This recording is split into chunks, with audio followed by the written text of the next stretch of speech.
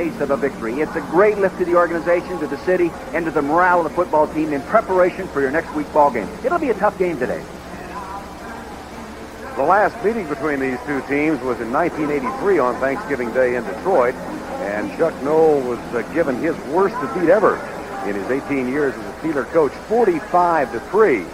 The Lions went on to win their next game after that, but they don't have a great record after Thanksgiving, only 1-10. Lions have won the toss. That means Gary Anderson will kick off now in his 5th year out of the Syracuse University football team. Anderson, one of the best in the league, and the deep men are Herman Hunter, Donnie Elder, who played a week ago for the Pittsburgh Steelers along with Pete Manley.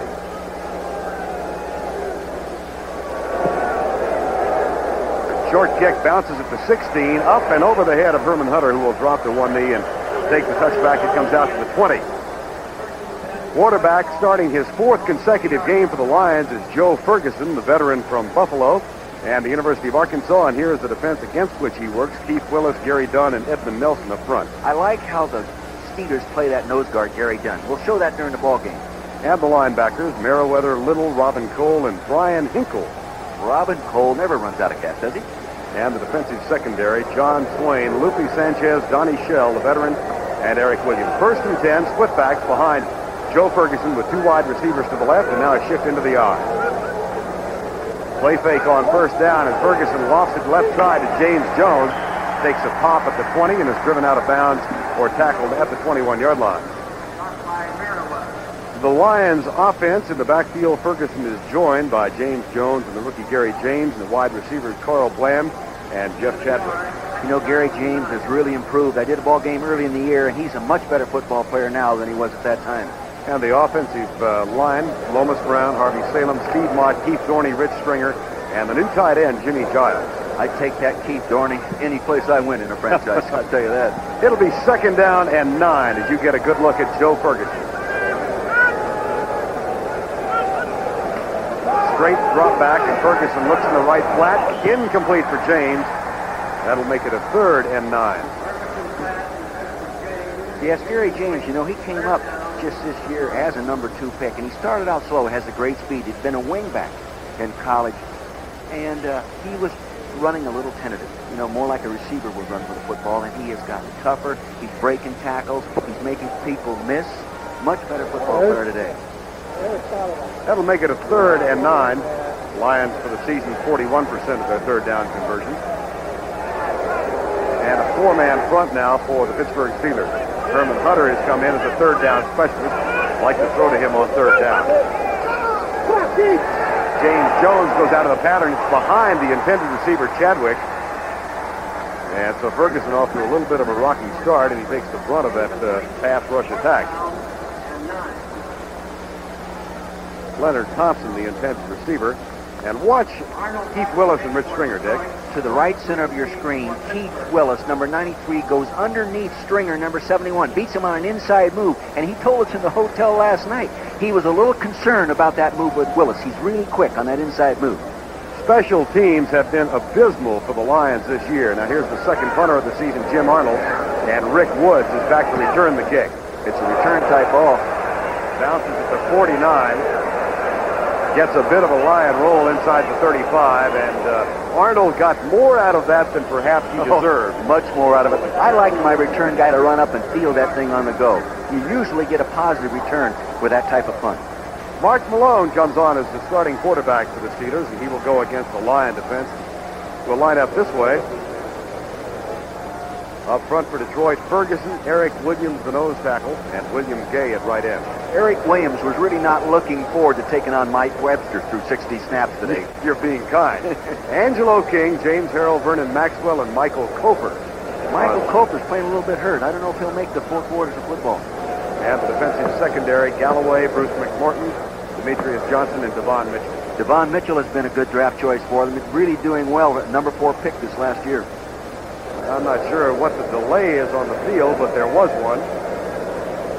And Bob Frederick talks it over with Chuck Noll.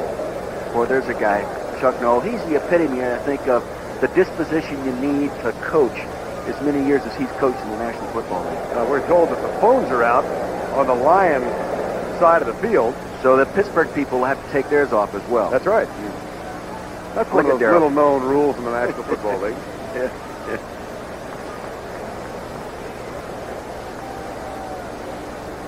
Mark Malone for the season got off to a horrendous start. Has come on in the latter stages of the year and has played, Dick, much better here in Three Rivers than he has while visiting other stadiums. As you can see by the graphic, Verne, 56% complete at home, 8 touchdowns and 3 pass interceptions. If he can carry that on the road with him next year, he'll be what they need to get this organization once again on top. As the Steelers got off to a 1-6 start, Malone was the victim of a lot of verbal abuse in his town. Chuck Noll came to his defense yesterday and said he just didn't have anybody around him. He was so hurt. First down and 10 Steelers, no score early in the game. Abercrombie out of the backfield. Ernest Anderson goes over right guard and pushes the ball out near the 33-yard line. Take a look at this Steeler offense now. Malone is joined by Abercrombie and Ernest Jackson with Lewis Lips and John Stallworth, wide receivers. Those 2 wide receivers, Lewis Lips and John Stallworth, a great pair, but they've only have a touchdown between them. They've been hurt all year. And the offensive line, Penny, Wolfley, Mike Webster in his 13th year, Terry Long, Tunch Yelkin, and the tight end Preston Gothard. I think Webster could play another 5. Second down and 7 from the 34. Lips in motion. Malone, Abercrombie cuts it back and gets to the 35-yard line where James Harrell, number 58, makes the tackle.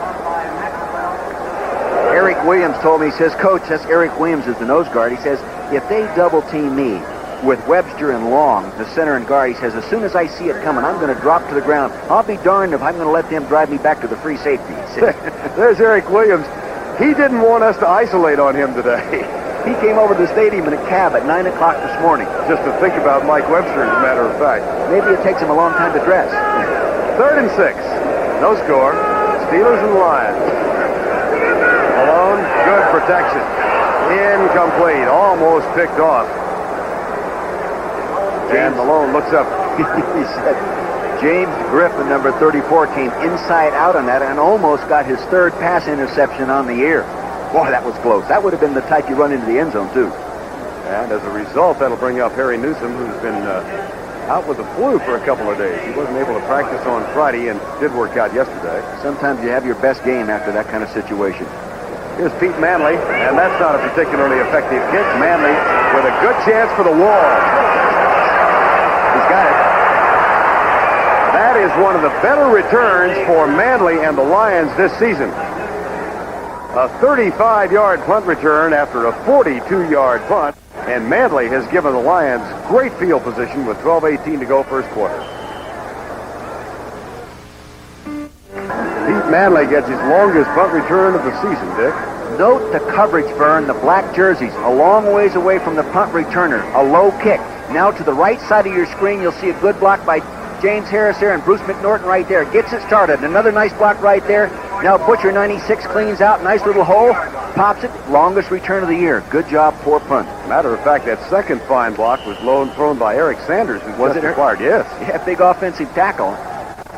Pete Manley out of northern Arizona. First down, 10 Lions. Scoreless first quarter. They have the ball at the 42 of Pittsburgh.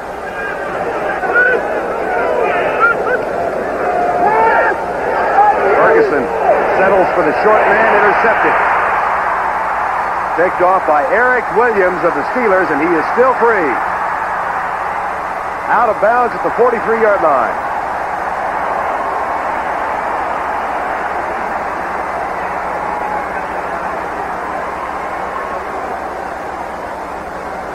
Focus your attention to the left side of your screen. Eric Williams, number 21, playing zone, reading the quarterback's eyes. The quarterback cocks. See, he actually jumped to make a move on the ball prior to the interception. Notice fire, fire, fire. Verne, that's what the people in Pittsburgh are yelling now to let everybody know that they've intercepted the ball and start becoming an offensive player and get me a block. That's their code word. And as a result of that, it's a 17-yard return and a first down. Steelers at the 44-yard line. Abercrombie on the sweep to the right. Cuts it upfield to the 49-yard line, and Demetrius Johnson makes the tackle. There's Eric Williams. Dick, go back to that. It looked to me like Ferguson looked at his receiver and telegraphed the pass. He set up looking left. He sat there. The free safety was eyeballing him, playing zone back there. As he cocked, he jumped and went in the direction of the arm. It's hard to cock and then recock again. He moved inside out of the ball, Good play by the defense. That's his third of the year, which ties him for the Steeler lead, and we have a 2nd down and 5 from the Pittsburgh 49-yard line. 11:29 to go in a scoreless first period. 3 wide receivers set down. Malone. Anderson, nice job of high stepping and almost breaks it for a big one. As it is, he's down to the 35-yard line, where James Harrell and Demetrius Johnson make the tackle. Focus your attention on the offensive right guard, number 74, Terry Long, and the tackle, Tunchokin 62, pulls through. There's Tunch's block right there. Nice block by the wide receiver. Upfield, nice gain, Ernest Jackson. Gain of 15. For the man who led the Chargers in rushing 2 years ago and then did the same for the Eagles last year. He told me yesterday, he says, Coach, I was on my way out of town the minute Buddy Ryan got to town. Malone, right side. Louis Lips. I think it would be redundant for us to tell you that the crowd is yelling, Lou. Well, Louis Lips has been hurt for most of the year. He's missed full 3 games, and he's missed parts of other ball games. Not healthy. He is healthy now and ready to play and very excited. Last week, of course, he's the victim of the concussion shot to the head, remember? Matter of fact, he was listed as questionable most of this week, upgraded to probable. Atlanta takes an early lead over Indianapolis. Didn't look like the coaching change made any difference there, did it? No. Ron Meyer's team is down. I wish you could fire owners. That's a brand new concept. Yeah. That's good for the first down for Louis Lips and the Pittsburgh Steelers. I found it kind of interesting that a lot of controversy, Dick, about the forearm that Otis Wilson threw on Lips, and Chuck Noll said here he thought it was a legal blow. Now remember this, Chuck Noll is a defensive football coach, you know, and he likes hard contact, and he didn't read vicious intent into the play. Well, when he had Edwards and Wagner and Blunt and Shell back there, they delivered a few. I know that. I know that. 1st and 10, Pittsburgh. First threat now, seriously, for the Steelers. From the 25-yard line. Nice handoff, a trap play. Ernest Anderson, boy, they'll trap you to death. They will trap you. This is the best trapping team in football. In fact, maybe the only offensive team that the whole offense is built around the trap play. Now, focus your attention here on the offensive left side of your screen. The big guard, or little guard, really, Terry Long, 74, pull through the hole, gets a nice block on 57, Vernon Maxwell. He's up through the hole, Ernest Jackson. This is his kind of running. Straight ahead, read those trap blocks. If you close on the trap, Verne, they'll bounce outside the trap block. That's another first down for the Steelers.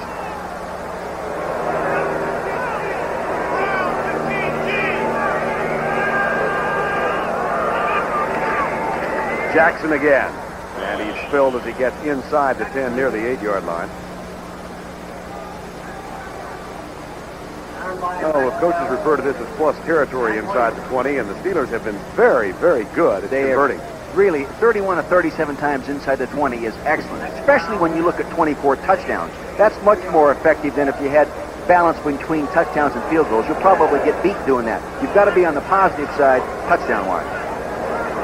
Steelers now have a 2nd down and 8 from the 9 under the 9-minute mark in the scoreless first quarter. And Malone will throw. A little pressure. Lets it go. Incomplete.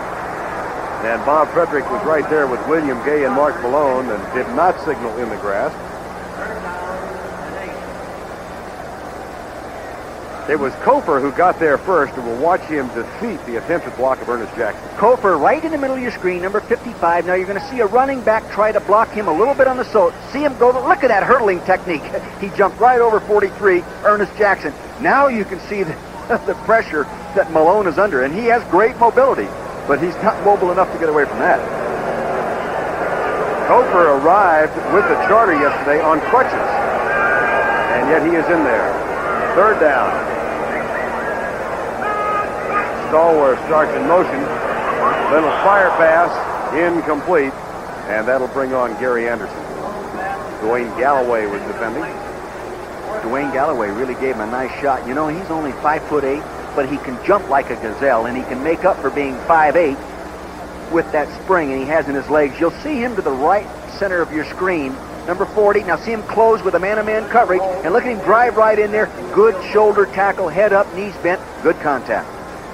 Galloway on the bench, Anderson on the field. Because of the ineffectiveness of the Steeler offense early, he has 19 fewer field goals this year than a year ago at this time. Make it 18. He's now 15 of 22 for the year, and Anderson is good with 21-yard field goals. Steelers draw first blood. Lead with 8:35 to go. It has come to my attention that I referred to Ernest Jackson as Ernest Anderson. Well, he hadn't been in Pittsburgh very long. You know that. Scandinavian background. I mean, you know, Anderson, Johnson, Svensson. This is Ernest Jackson. And this is Gary Anderson. See, all the Scandinavians are around. At any rate, Chicago with a 7-0 lead over Tampa Bay. And Green Bay an early lead over Minnesota, 3-0. Herman Hunter drifts over and... Oh, dear me. That goes right to the heart of the you must be kidding me category. Herman Hunter's returned enough kickoffs to know better than that. He's returned 85 for a 21.2 average in his career in the National Football League. More often than not, that's a mistake. And there's a flag down also. Take a look at it again and watch the hesitation here. See, the momentum carries him back into the end zone. He's looking, I don't know, 8, should I take it? Here, oh, heck, here it is. Look at people looking around there. Steve Box, 68, he wasn't ready for him. Number 96 on the kickoff team was offside. Penalty will be declined. It'll be a 1st and 10 for Detroit. That's because despite the hesitation, Hunter got it out to the 25-yard line. I'd make him kick it again. Would you? Sure. That Hunter has, is a pretty good kickoff return.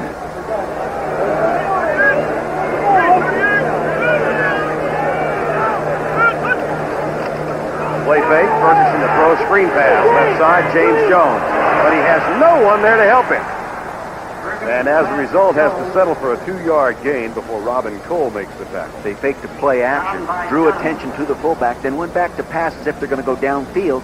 James Jones tried to sneak along the line of scrimmage, and I think somebody actually grabbed him or he got caught up in the wash of the defense. That'll bring us 2nd down and 8. There's Rich Stringer, number 71. And Joe Ferguson. Kansas City, an early lead over Denver in their rematch in the first quarter.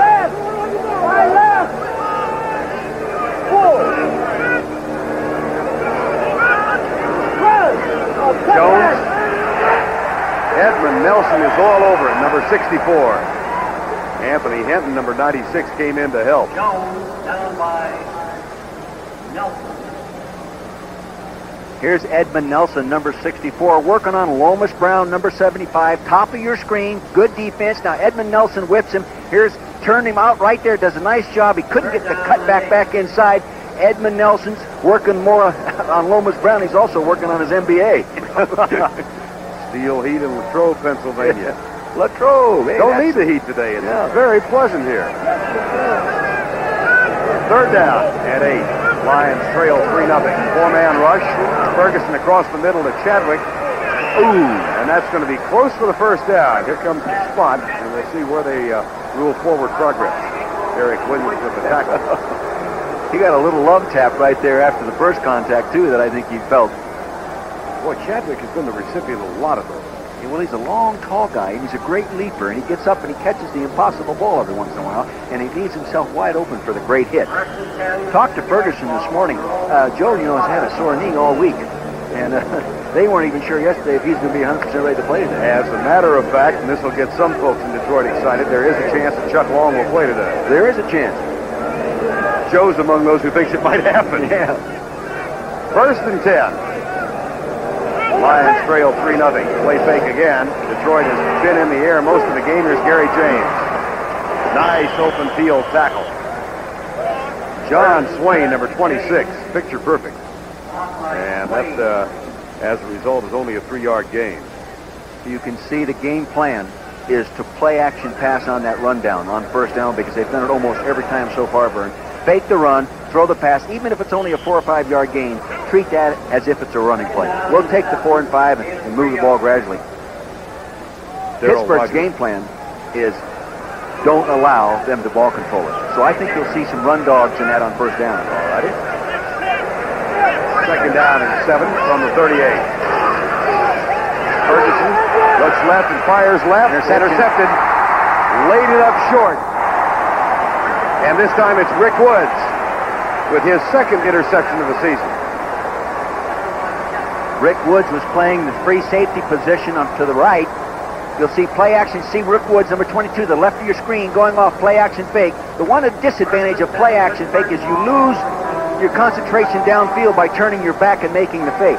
Now that's the second interception, and so far this year, you throw 2 interceptions in one ball game, you lose 3 out of 4 ball games. See, we're on the same page. If you hadn't said that, I was going to ask you about it. That's just the way it is. The only way you can win by throwing 2 interceptions is have the other team throw 2. As the Steelers get their second turnover, Woods and Williams both have an intercept now, a pick as they call it. First down from the 41. And in contrast to the Lions, the Steelers are going to run some more. And Abercrombie is around the right side and down near the 45-yard line. Abercrombie's having a good year. He needs 312 yards to break the 1,000-yard mark. 688 yards on this year. Need a 4-yard, second down. There's the interception graphic or statistic, Dick, that you were referred to. This is right. 2 or more interceptions in a ball game. Okay, you lose. That's all there is to it. And the Lions already have 2. Second down and 6.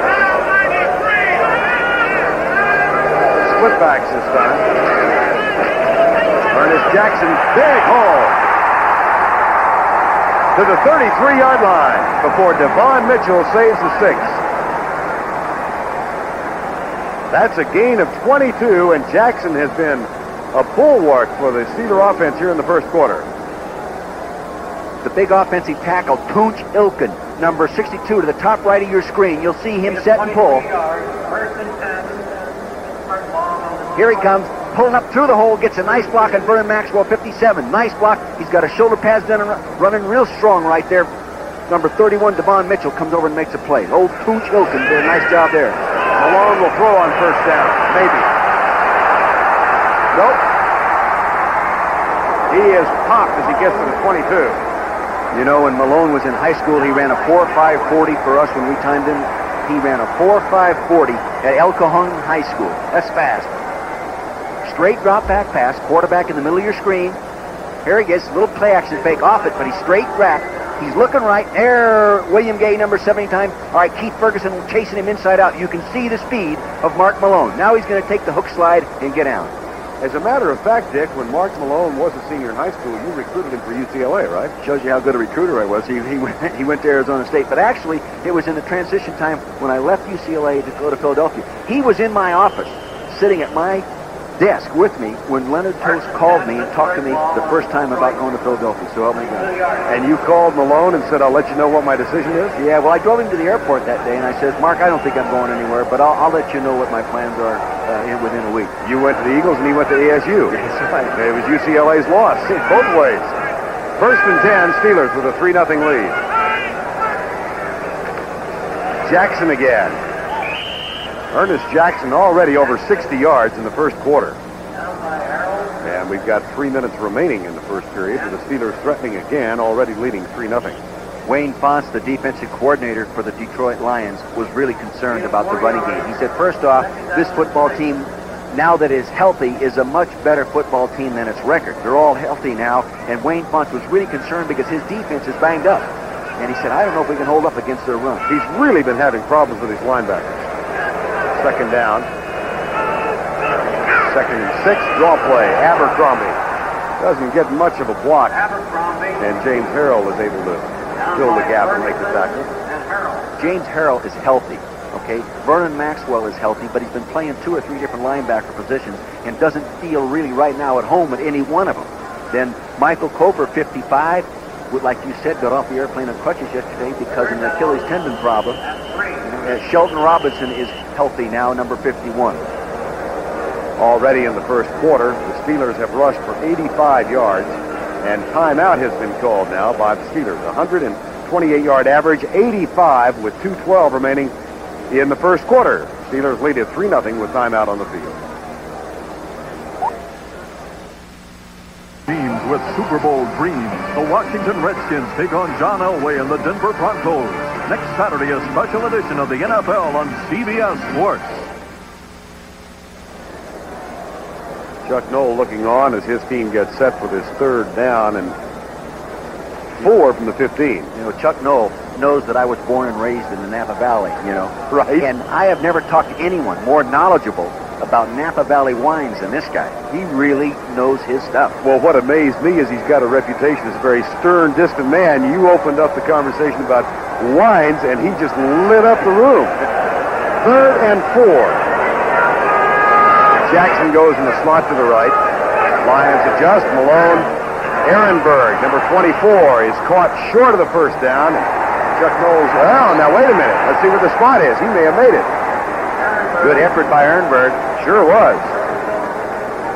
I thought William Graham had him, but Bob Frederick is indicating that that is a first down. Nice run by Rich Ehrenberg. Good effort. He ran off the crack block of Weegee Thompson, number 87, who worked his way from the outside of the formation back in and cracked and shut off the defense to the inside. You'll see now this is actually John Stallworth, 82, coming in. Now you can see the receivers walling off the defense to the inside. That dumps it all off on there, and then Craig Wolfley, 73, gets up there and gets a power block. Ehrenberg just keeps scrambling. Good effort. That little duck at the end of the run gave him the first down. It's the first down just outside the 10. Jackson right over the back of his center. Mike Webster and his left guard, Terry Long, and they worked on Eric Williams, the nose tackle, that time. Jackson now with 66 yards. Came in with 6:07 and a 4-yard per carry average. 2nd down and 6. Yeah. We told you about Pittsburgh's success inside the 20, and the Lions haven't exactly been stellar defensively down here. No, they haven't. 2nd and 6. Final half minute of the first quarter. There's a play fake, and Malone is sacked. Michael Koper, number 55. Down by Copper. That's his 6th and a half sack on the season. Here he is in the middle of your screen, number 55. Ray Penny, number 66, is moving out to take him. Now remember, Koper is a linebacker that was at one time a defensive lineman. He moved inside Ray Penny. Maybe Ray Penny is not used to that kind of movement in that rush position. You really don't see many linebackers at 6'5", 245. That can run as fast as he can, too. That's the end of the first quarter. Steelers threaten, and they already lead 3-0.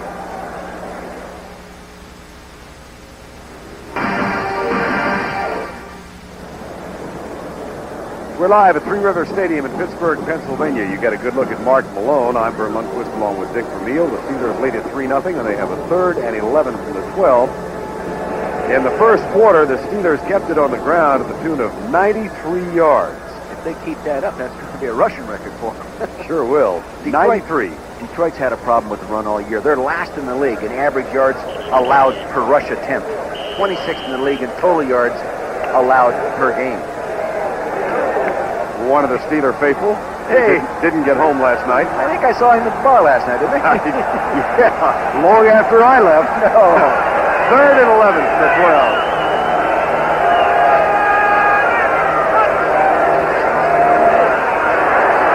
Malone, right side. Touchdown. Louis Lips, his 2nd of the season. And only the 2nd between Lips and Stallworth this year. It almost appeared that Dwayne Galloway thought they were going somewhere else with the ball. Quarterback in the middle of your screen. Now focus your attention to the right side of the screen because that's where he's going to zero in. It'll appear late. Here it comes. He's going to fire it out there. You'll see Lips working back for the football right now off Dwayne Galloway, number 40. You see that he lost sight of the football and didn't continue to drive on it. Louis Lips, 2nd touchdown of the year. Can you imagine? Louis Lips had 12 touchdowns at this time last year. He just got his 2nd this year. And that makes it a 10-0 Pittsburgh lead. CBS Sports coverage of the National Football League is sponsored by Miller Lite, proud sponsor of NFL Lineman of the Year. There's only one light beer, Miller Lite. The heartbeat of America, today's Chevrolet. And by GTE. GTE. Gary Anderson gets the extra point, now set to kick off as the Steelers go 59 yards in 9 plays, most of it on the ground, save for the final 12, and that touchdown toss from Mark Malone to Louis Lips. You know, a long time ago, Gary Anderson came by Philadelphia when I was coaching there and wanted us to watch him kick. So we went out and watched him kick, and he kicked the heck out of the ball. He said, "How old are you?" He told us, he says, "Well, you got to go to college before you can kick anywhere." He went to Syracuse. Here he is in the National Football League. Had just arrived from South Africa, right? Yeah. Anderson with the kick. Herman Hutter at the 5. And he gets as far as the 20, and that's all she wrote.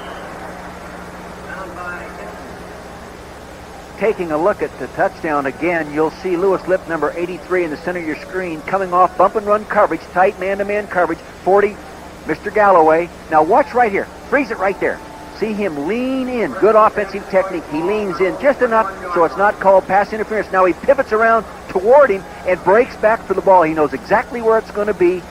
Good execution part of the quarterback and receiver. It's an unusual pivot. It was an unusual pivot. 1st and 10. Ferguson will hand it off. That's only the second Lion run of the ball game. James Jones for about 1. Chicago still leading Tampa Bay. And Minnesota rolling over Green Bay. The Vikings have hopes of the playoff. We did Minnesota last week, Verne. They're a good football team. They really are. They're healthy again. They're a playoff caliber team. There's a big one. And Cleveland leading Buffalo, keeping their eye, no doubt, on Cincinnati, New England, Atlanta, and Indianapolis have tied it up now 7-all. Miami over New Orleans. Flick back! And Denver and Kansas City tied 3-3. 2nd down and 8. Oh, boy. Defender slipped, and Chadwick comes back in front of Lupe Sanchez and makes the grab at the 40-yard line. That's a 17-yard gain. Pittsburgh was in their 3-5 defense, 3 down linemen, 5 linebackers. Good drop back action, good protection time. He'll now turn to his left. He's turning a little later now. He gets the out pattern. You see the defender, Lupe Sanchez, number 28, fell down. If he had been going upfield, might have been a biggie. Chadwick has an excellent chance for a 1,000-yard season. First since Freddie Scott for the Lions. Giants and Washington in that titanic struggle are still scoreless in the second. Joe Ferguson now 5 of 9, 2 interceptions. Draw play. Gary James. If you get him in the open, you won't catch him. You won't catch him. He's got one more man to beat, Merriweather. And Merriweather can't make the tackle. James, touchdown. He has great speed. You won't catch this guy from behind. Well, how's that for increasing your rushing average from 1 yard to 61 in one play? And his longest run was 41 yards. The key to this is there's no weak side linebacker right now. See, to the right of the screen, he is out playing pass defense. You'll see him appear late. Here he comes. I'm not sure if that wasn't an audible or not. Here, good running. Look at him make those moves. This is what we were talking about in looking at him on film Friday, or rather on tape. Now he's in a situation, he gets a little brush block by Carl Bland, and a brush block is normally all you get from a wide receiver. That's right. I've yet to meet one who really can block. But Gary James uses the brush block, 60-yard touchdown run. Eddie Murray is on for the extra point. Second longest touchdown run of the year against Pittsburgh. That shaves the margin to 10-7 with 13:46 to go in the first half. You're looking at Gary James prowling the sideline with a satisfied smile on his face. 60-yard touchdown romp puts the Lions right back in it. 10-7 as Eddie Murray gets set to kick off. Harvey Salem and Jimmy Giles prowling the sideline. Well, Gary James is a legitimate 4-5 to 4-4-5 type guy. So if he gets that kind of room and in the open and free to run, it's going to be tough to catch him at any time. Lupe Sanchez, 27.9 yards per kickoff return this year. Had a lot of fun with his first name. Some call him Lupe. That's a nickname. Others call him Lupe. His real name is Guadalupe. Right. His teammates call him Loopy. His mother wants him to be called Lupe, so we'll settle on that. Oh, boy. Had he not lost his balance, he might have gone for a bunch. He had a shot. You know, as long as they call him for dinner, I don't think he might. You know, right. Watch the touchdown run again, and a great block from Harvey Salem. The offensive left guard, number 73. Now follow Harvey Salem. It's a little different because he's blocking a different defender this time. Now follow him. No, so far, no block at the point of attack. boom! To the left of your screen, he lunches the umpire, Mr. Keck. John Keck goes down. Hey, that's a heck of a block, huh? Best one he's had today. 1st and 10. Up the middle. Jackson. Oh, they can work that trap. Oh, yeah. They're going to have to really, they're going to have to tighten up that 30 defense of Detroit's and force them to go outside and say, heck, you are not trapping me. That's all there is to it. Uh-oh, here comes Jackson out. Wolfley, number 73, the offensive left guard to the left center of your screen. You'll see a man in motion. Now watch Wolfley pull. He's reading, and he goes up inside on 58 Harrell. There's that hole, big enough hole for you and I to run in, Verne. Huh? At our age, at 50 plus, huh? I'll load up the 46 and let it rest there. Jackson is out. Malone throw, left side. Blocked by Abercrombie. Out of bounds at the 45. And you know that I think that Jackson will be close to 100 yards before the half if he doesn't watch out. As a matter of fact, he's got 82 right now. Dick, it's not like the Steelers are doing anything new. I mean, they've been trapping since Noel got here. Right, but when you have defensive people that have been banged up and not playing all the time, such as Angelo King, the fine linebacker that had been starting, had a tough game last week because he's not used to this game tempo. And you put them all back together, even though the same jersey numbers, they aren't the same people. 2nd down and 1 from the 44. Malone, Abercrombie. That's good for the 1st down. He is out of bounds inside the 40 at the 37-yard line. Did you notice how the quarterback moved the pocket a little bit to the left that time? The lineman pulled out just a little bit to the left. Rather than always dropping back and being right behind the center, he just moved it off to the left. Boom, throws a quick out. Word from the bench is that Ernest Jackson has leg cramps and should be back in the ball game. He's tired from all the yards he's made already. 82 on 8 carries, an average of 10. I think Detroit's going to have to come with some kind of dogs on the 1st down rundown and just see if they can't get him for 2nd and long. Split backs now. And Malone will throw. Right side, Dan Reeder, number 40, first-year man from Delaware, makes the grab and gets to the 36-yard line. You know what was interesting on that play? Terry Long, the short offensive guard at 5'11", supposedly the shortest offensive lineman in pro football, he pulled out on that screen pass, and he missed his block, and he tried to leg whip the guy and roll up his legs, but he still missed it. Hey, Terry Long may be the shortest, but he's also perhaps the widest. What a physique the man has. The one reason he's so short, he has 60 parachute jumps, and he's hit the ground too many times. Pull the ripcord, Terry. Number 74, the right guard spot. Here's Malone. Gets a block from Abercrombie. Or Long, rather. It was Long, number 74. And the pass for Reeder is complete. Good job. Good hustle by William Gay, number 79. Good intense rush, then turn around and get involved to play downfield. Good effort. He's a piece of work, that William Gay, number 79. He was in the lobby today. He had this beautiful brown hat. What a lid. I mean, he really looked professional. Now, he didn't look like he was going to a pro football game, but he did look smart. Getting ready to go back to his home in Southern California. 132 straight. 3rd down and 6. 11:20 to go first half. 10-7. Pittsburgh leads Detroit.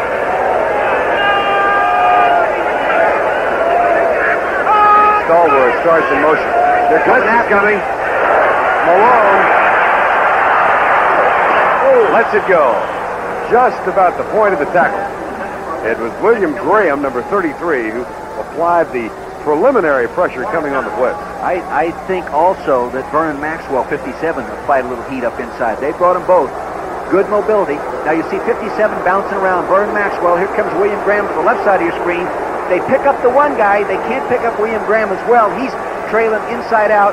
Almost gets him down. Good balance by the quarterback, number 16, Mark Malone. There's Vernon Maxwell, another of the Arizona State players. He played for Darrell Rogers at ASU, as a matter of fact. And now a 51-yard field goal attempt by Gary Anderson. He's 3 for 12 in his career from this distance, 0 for 2 this year. No good. Short and left. You know what happens to a kicker when they get further out? It's like, you know, you're going to hit the 5-iron and you swing a little too hard and you miss the 5-iron. That's what happens when you kick the long field goal and miss.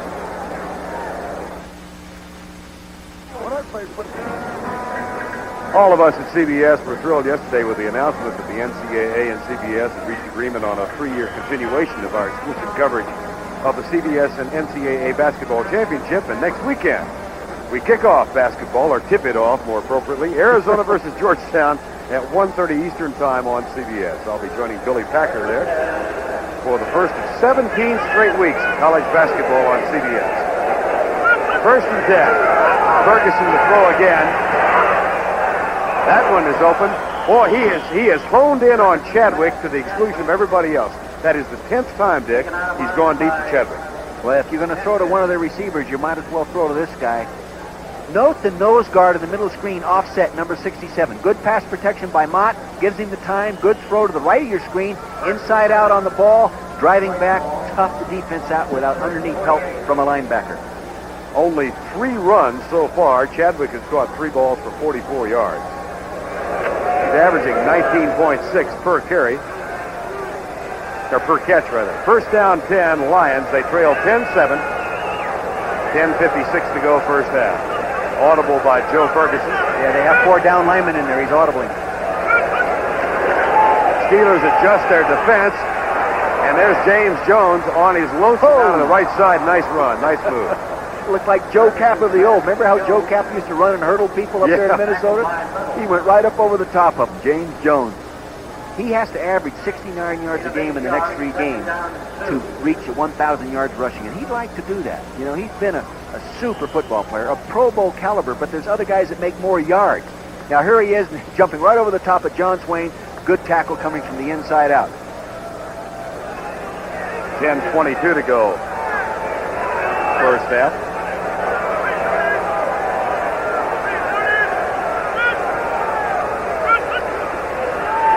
Ferguson back again. Incomplete. Boy, he's still got that quick release, and he goes to Chadwick again. Hey, nobody throws the ball any better physically than this guy does. He's had problems in his career with a pass interception. He's thrown 1 pass interception every 22 attempts in his career, and the normal average for a good quarterback is about 1 every 24 attempts. His touchdown percentage, though, is a little bit better than the average in the National Football League for a career, though. Look at this play selection, the contrast so far.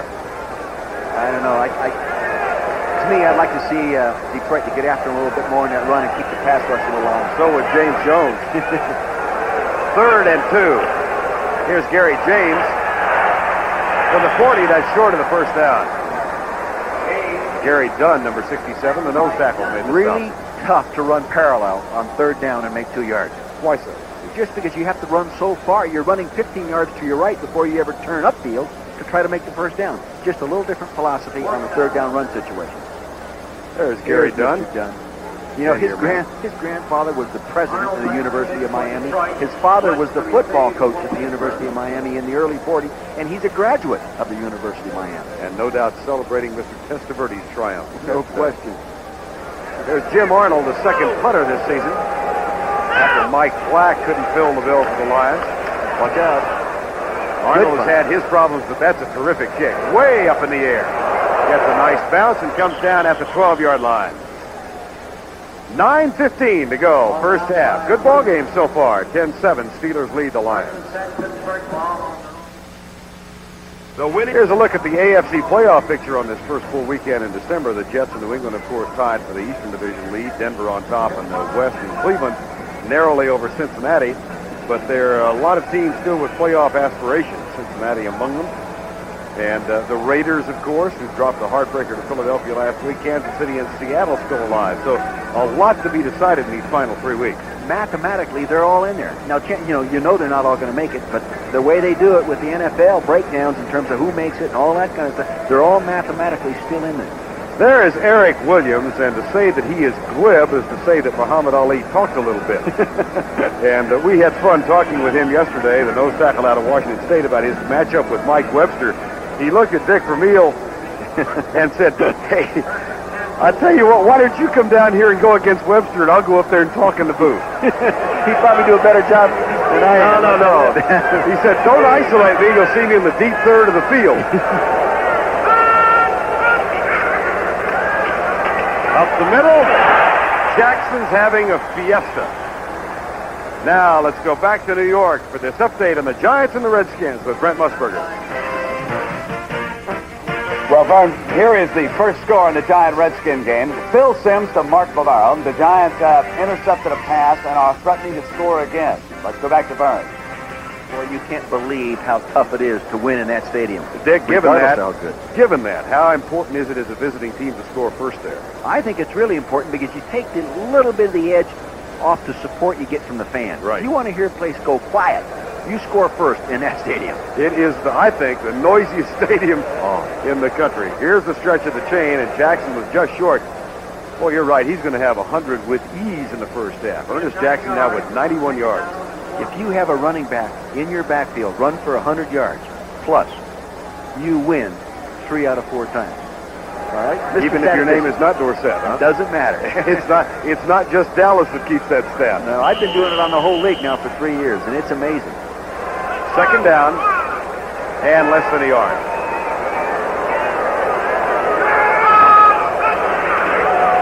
Woo! Abercrombie, first down to the 26. I saw there why Eric Williams does not like to play nose guard against the inside of the Pittsburgh offensive line. Craig Wolfley, 73, Webster, 52, and Terry Long, 74. Matter of fact, Curtis Green had just come in for Eric Williams on that play. Take a look at it. 62, nose guard. Webster coming off. He gets help. Look at that. Oh, that hurts right up underneath the ribs. Terry Long gives him that low drive block to the side. That's about 520 pounds hitting you at once. Here's Malone. Screen pass, perhaps. Nope.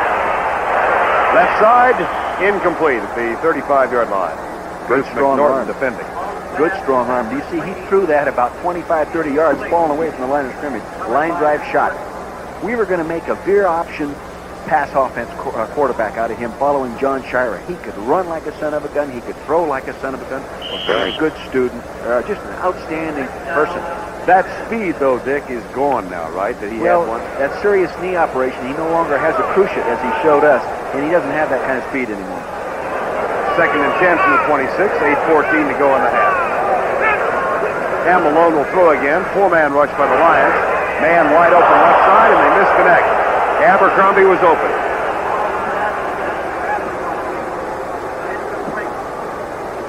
We're live at Three Rivers Stadium on the 14th weekend of the 1986 regular season. I'm Verne Lundquist along with Dick Vermeil.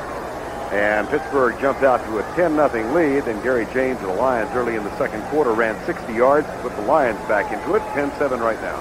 You know, Verne, sitting up here, it's so much easier to coach. I'm really smart up here. But what I do is I burn my pass offensive game plan and just keep handing the ball off. They haven't stopped him yet running the football.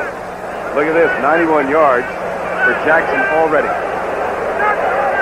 And they're going to throw. Nope, flag down. Is that a delay call? No. They had time. Somebody must have moved. Yep. Here's Bob Frederick, our referee. Ball starts. Number 66 on the offense. Mark Benning. Mark Benning. He's the biggest offensive lineman that Chuck Noll has ever drafted. At 6'6", 290. You know, Pittsburgh is always going for the short, squatty type guy to fit into their trapping offense. He's a kid out of Denton, Texas, who went to the University of Nebraska. Second-round draft choice. Chicago over Tampa 21-0. Doug Flutie came into that game and did not start, but drove the Bears to a touchdown on his first 5 plays. They went 21 yards, and a 4-yard touchdown run by Doug Flutie. I think you'll see him be the playoff quarterback. You watch. Do you really? Yeah. I know Mike Dichter sure likes it. 3rd and 15 from the 21. Malone, Stallworth, and Malone can't make the connection. Flag is down. Back there is probably offensive holding. No? Yeah, that's what it is. William Gay talking over the option with Bob Frederick. It was a 3rd down incompletion. That can't be a complicated decision. No.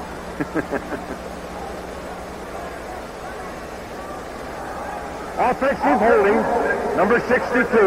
The penalty will be declined, and it will be 4th down. You know, that penalty was on Tunch Elkin, number 62. That's only his 3rd holding penalty on the year. Can you believe that? That is remarkable. Pete Manley is back to return the punt. Harry Newsom on to kick it. Excellent punt. Manley drifts back, fair catch, 30. Oh, why would he fair catch that? Good question. I think that's one that Darrell Rogers is asking, too, after a 49-yard punt, a little breakout of fisticuffs back at the 40-yard line. Rick Woods and Elder was just here last week. Donnie Elder. This is his first game as a Lion. Last week he played for the Pittsburgh Steelers. That's right. You'd think they have a little better relationship going, don't you? Maybe he's fighting with the guy who took his job. That may be why. You're right. Steelers, of course, coming off back-to-back overtime losses, pushed their record to 4-9. And a 1-6 start, the worst start this team had ever gotten off to in Chuck Noll's years here. He said, Dick, Verne, we came out of training camp so banged up, we were not even close to being the kind of football team we had a chance to be. Now, here are the Lions trailing 10-7 with less than 8 minutes to go. With the exception of a 60-yard run, they haven't done much on offense, and they trail by only 3. Ferguson. Jimmy Giles, the tight end. First down at the 49. Giles picked up as a free agent after being released by Tampa Bay, and a gain of 21. Take a look to the left side of your screen. Merriweather 57. He gets off the block. That is number 81, Jimmy Giles. Double zone going down the hole. Throwing right where you have to throw it. The two safeties appear right to left. Put the heat on him and put him down. Jimmy Giles, number 81. That's his 16th catch now since joining the Lions and taking the place of David Lewis at tight end. First and 10 from the 49. Ferguson, deep right side, man wide open. And a poor pass from Ferguson, who had his receiver at the 25. Carl Bland went full speed as high as he could go. Now remember this, he's playing with a partially separated shoulder. And reaching like that, then coming down like he did, may end the game for him. That is the first time that Ferguson has gone deep to Bland. Here it is, a double zone. You'll see the safety, Donnie Shell, moving over inside out, 31. Now watch him come down. Donnie gives him a shot right on that shoulder, and that might be all he needed to sit down for the rest of the ball game. Bland on his back at the 22-yard line. You know, Carl Bland is the kid that they call the yo-yo because he's been in and out of training camp so many times, and he finally really established himself as a player. They let him start, and he had such a great game, he's been a starter ever since. Well, while they check on Carl Bland, let's go back to Brent Musburger, New York, to this NFL update. Well, Verne, Doug Flutie now quarterbacking the Chicago Bears, and from the 4-yard line, Flutie runs in for his first NFL touchdown. The Bears 21, Tampa Bay nothing. Let's go back to Verne. All right, Brent, that'll have the crowd buzzing in Chicago, I'm sure. See, they are working on his right shoulder. It was a partial separation. As Coach Rogers told us last night, he was concerned of how long the guy could go, but he is tough. And the other thing is, being a starter of the National Football League did not come automatic to him. He wasn't a number 1 pick or anything like that. He's a free agent. And these guys are harder to get out of the ballgame. Many times they won't even tell you they're hurt. Got a big one coming up for you Saturday. The Redskins, first they have to take on the Giants today, and then next week go out to Mile High to meet the Denver Broncos. We'll have that for you on CBS live at 12:30 Eastern Time. And then next Sunday, another critical late-season encounter. The 49ers go cross-country to take on New England. Second down and 10. Ferguson starts by the Steeler defensive front. And Jones has the ball at the 47-yard line. Gary James rather, and Brian Hinkle takes the tackle, number 53. Good job by Brian Hinkle. You know, Brian Hinkle is the leading tackler on the football team with 91 tackles coming into the ballgame. In talking to Coach Noll, he says this guy might be the one guy playing like a guy deserves to go to the Pro Bowl. Matter of fact, Merriweather has been the Pro Bowl participant. A lot of people who cover this team think, as you say, that Hinkle should be the guy. Well, you know, I'll tell you, there's a lot of politics in getting the guys to vote for you. Yeah, there's a lot in getting the guys to remember who plays what position elsewhere in the NFL. That, I think, is amazing to the average fan, how guys just don't know players' names on other teams. Third down and 8. Ferguson.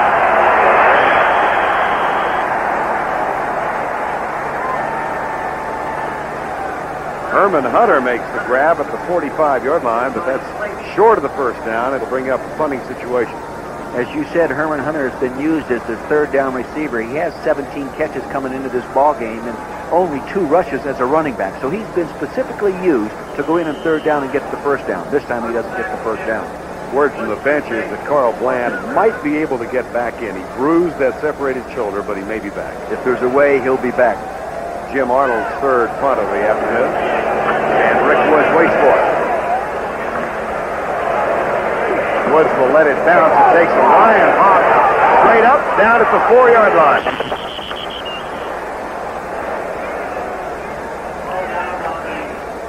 That's an excellent punt by Jim Arnold, who had a terrific year with Kansas City, and then, like so many punters, just fell into a mental slump and was cut.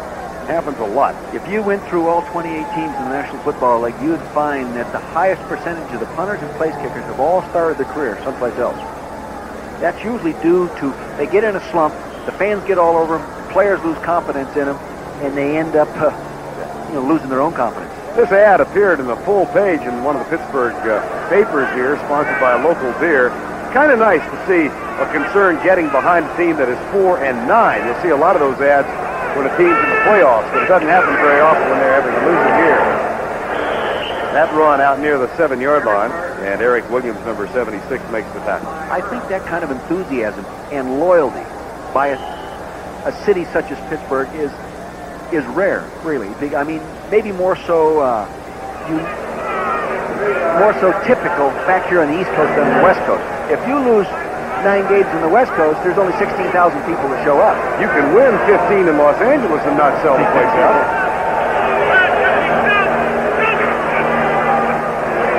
Back to pass, Malone, left side. That one is good at the 18-yard line. And there's a fumble. Lions have it. Our monitors went out there for a minute. I don't know who carried that ball. Louis Lips caught the pass from Malone and then fumbled. Oh, here they are. We're having a little problem here. Thank you. Darryl Rogers' team. Really just one big offensive play, and yet they trail only 10-7, and they have a first down now at the 19-yard line. Another example of how the special teams in the kicking game could set these things up, because it was a good punt that started all this. Lewis takes the ball nicely. It looks like he gets it tucked away right there. He's fighting upfield. Now I think he gets it stripped out underneath him. There it is. You can see right under the right center of the screen, bouncing down there around the knees. Now people are going in there and root hog and fight for that football. Bruce McNorton, number 29, comes up with it. Detroit has had real good success over the last few weeks in converting a turnover into a touchdown. They have scored 6 out of the last 7 times. I'm not sure why it was felt necessary, but the replay official, Paul Kubinski, looked at that play and said it will stand. Didn't seem to be much doubt about it. First and 10. Gary James fights off a tackle, gets to the 11, maybe the 10. That's the exact same run that they broke for the long touchdown run. That's what we call a lag draw, meaning the running back lags behind a lead blocker, in this case the fullback. And if Harvey Salem had gotten the block on the umpire, he might have gone for another touchdown. Here's the fullback crossing in front. See him lag behind him. He gets a good block by Harvey, a draw block, another block by Gary James, number 30. There's the hole up inside. Defense closes on it, puts it down. Blocked by Jones, second down and 2 from the 11. Final 4 minutes approaching now in the first half. Blitz. They dog on first on second down, and James is in jail.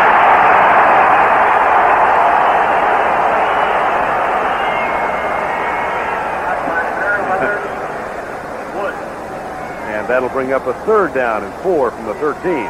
Gary James and James Jones, the James brothers back there. James Gang, as a matter of fact. James Gang.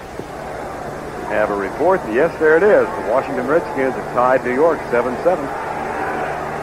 To beat Washington at home, you've got to be about a 7-point better football team. My computer picks the Giants by 1 point, in case you're interested. Well, what did you do? I didn't get involved in that. Third and 4. Lions threatening to take the lead or tie it up. Ferguson dances out of trouble. Pulls up, throws it away. Ooh. And will settle for the field goal. Take a look at Pete Manley, number 82. He's right to the right of your screen, right off the corner. Here he comes. He's in the slot, working upfield. He breaks to the inside. Now he gives the move, and he comes to the corner. Look at him waving for the ball. They lost sight of him there in the end zone, but he has to appreciate the fact that Ferguson is having his tail chased around that backfield pretty good. And by the time Joe saw Pete Manley, there was double coverage on him, so now Eddie Murray is on. And there were 2 rushers on Joe.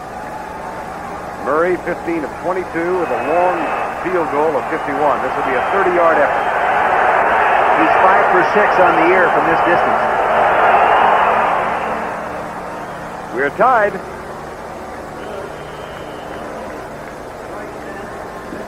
And after an explosive start, the Steelers have settled down, and Detroit has come back to notch this game at 10-10.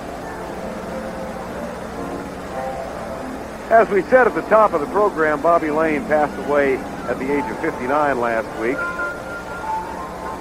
And in Lubbock, Texas, his adopted hometown, many of his friends gathered on Wednesday to pay their last respects to the man who was their leader. He was an intense, fierce competitor, and he never believed he could be beaten.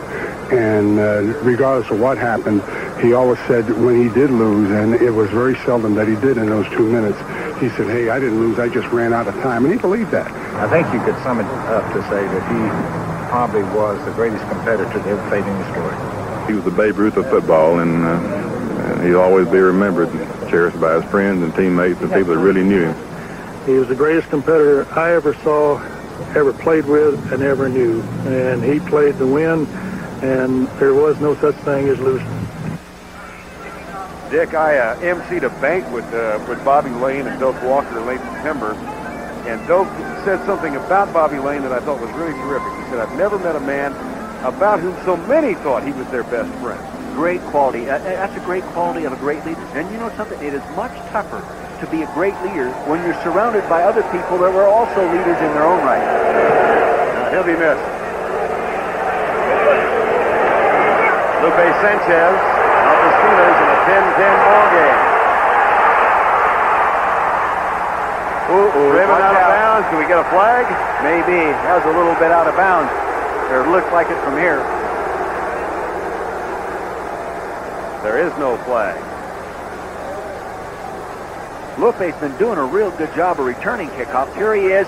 He gives him a little shake right there. Gets going out of bounds. Boom, they wrap him up.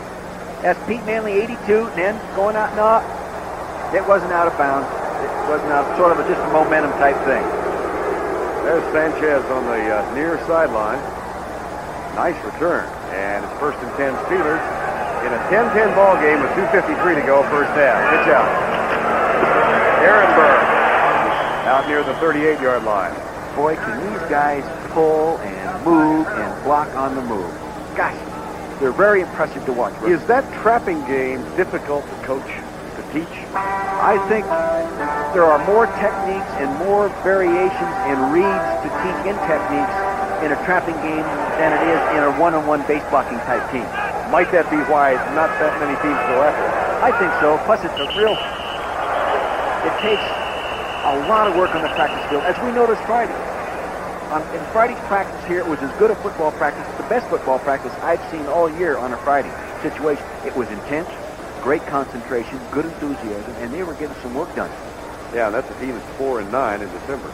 Yeah, but they're not a 4-9 team right now. They're a much better football team than a 4-9 team. They've got all their people back.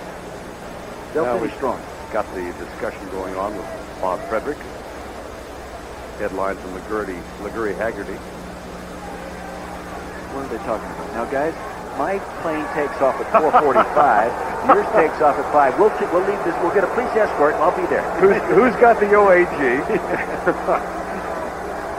Malone is waving bye-bye to them. Whose turn is it to buy the beer? Well, Bob Frederick is going to get all this straightened out. He's a good official. One of the top referees. Boy, when you hear him say what's going on, you don't doubt it. No, I know. I'll tell you, when you're standing on the sideline and you give him a little lip, you don't doubt what he's saying either.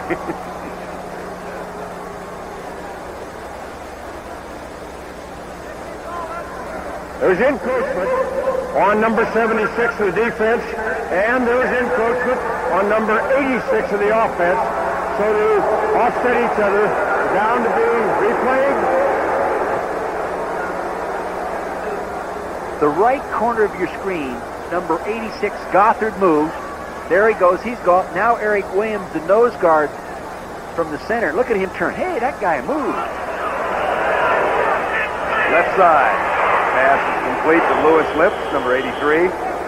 And a little struggle on the sidelines breaks out with James Harrell and Lewis Lips. That stops the clock with 2:10 to go first half. A 10-10 ball game. Verne, did you notice again how Mark Malone took a short drop in a direction rather than straight back? That makes that quick out throw just a little bit better. Now watch the offensive pocket man move to the right. See it? 1, 2, 3. That moves him closer to the throw and has a little better throwing lane to the receiver that way. That's a first down for the Steelers from the 50-yard line. 2:10 to go first half. 10-10 ball game. Four-man rush. Malone pumps once, goes across the middle. Sliding attempt at the catch by Stallworth, and it's not there. Boy, John's got to be frustrated by the kind of year he's had. Dick, out for 5 games with an injury. And he only needs 3 catches to move into the all-time top 20 NFL receivers. He's had a knee problem, but he's healthy now. And talking to him yesterday, he said, you know, this AstroTurf really bothers me, having to work on it all the time. My knee's a little sore now, but it'll be all right tomorrow. I spend a lot of time with Terry Bradshaw down in Dallas. He tells a great story about when they got Lynn Swann as the number 1 draft choice. And Chuck Noll called Terry. And he said, I know you've heard about Swann at number 1, but the kid we got in the 4th round, you ain't going to believe. And it was John Stallworth. That's right. That's the pass complete. Left side. Rich Ehrenberg, number 24. And that'll be the 2-minute warning as the Steelers get another first down. They get it at the 36-yard line. Timeout. We're tied at 10.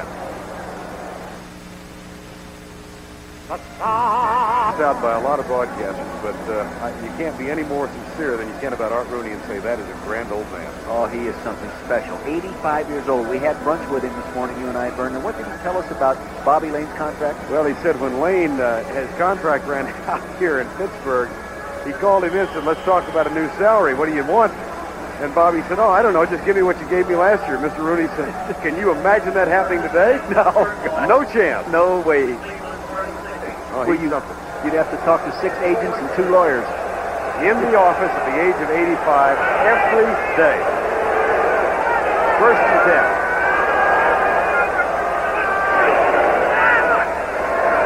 10. Jackson down near the 33.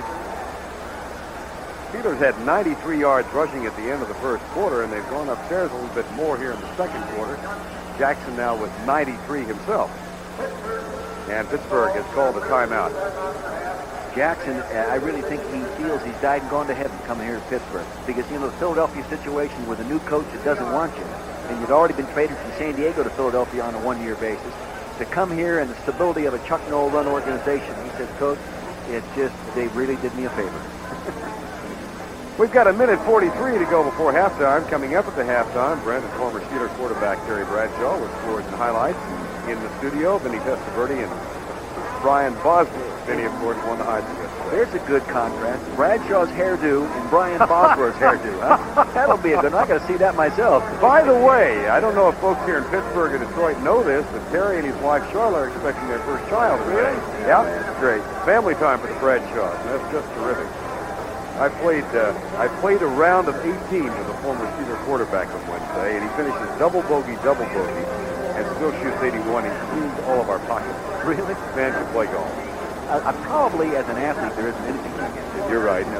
What was it John Stallworth was talking about yesterday? We were telling him the story about Bradshaw needing glasses after he retired. He said he couldn't see. He didn't know if he couldn't see or couldn't read coverage. It's one or the other.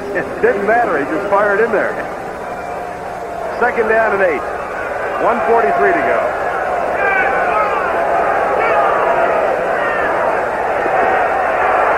Malone thinks about it, and then one hops it. Good thing it was thrown poorly, but he got hit just as he threw. Keith Ferguson, number 77, gave him a little pop, but if he'd have thrown that accurately, it would have been intercepted by 29, Bruce McNorton.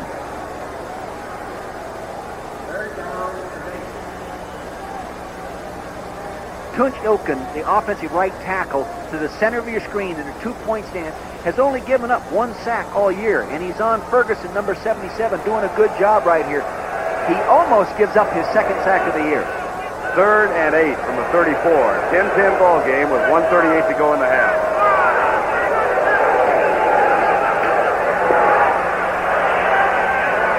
That's close left side. Good coverage by McNorton. Flag is down. Down at the 12-yard line.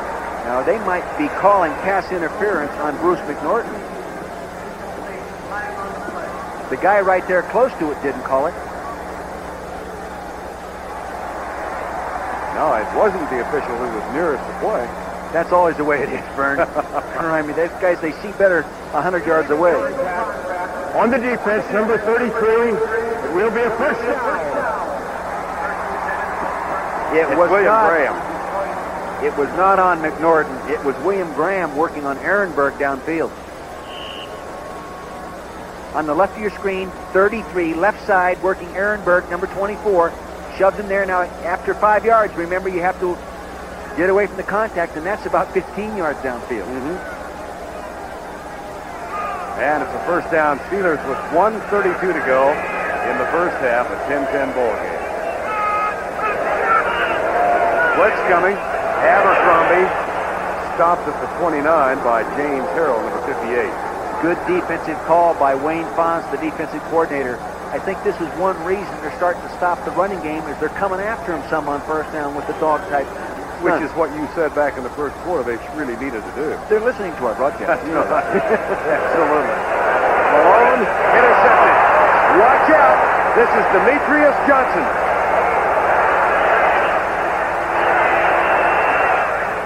Should have gone out of bounds. And they're not hollering Lou right now. That's his 2nd pass interception. I don't think that was an interception. That was a gift before Christmas. Good. Right to him. Right to him. It was not even close. Demetrius Johnson was lined up on the receiver in the slot. There he is in the middle of your screen, number 21, just playing zone, working inside out. Starworth, 82, turns up inside. He wanted to throw the deep out to the right side of your screen, did not see the underneath coverage. You have to know what's going on underneath the zone to throw it out there like that. Now he's trying to become a punt returner. And as a result of the 2nd interception now, 1st and 10 for the Lions in a 10-10 ball game. Final minute, first half. 4-man rush by the Steelers. James Jones right behind him. Uh-oh, got a little fisticuffs going there. That's not little anymore. That's a pretty big one. Harvey Salem and Gary Dunn, number 67. Hey, you got a pretty good, you got to give him some points for multiple punches, don't you? Look at Gary Dunn. Now, what do you want to bet we're going to get offsetting? There's the flag. You never want to be the first guy to throw. Or the second guy. No, you always want to be the first guy. always want to be the That's first right. guy. The second guy is the guy that's caught. That's how it goes. Now they're discussing. I saw a left hook coming from here. I saw a right cross. Let's see. I'm betting on offsetting. Evidently, the mic's not working. They forgot to turn it on. They make mistakes, too. See that?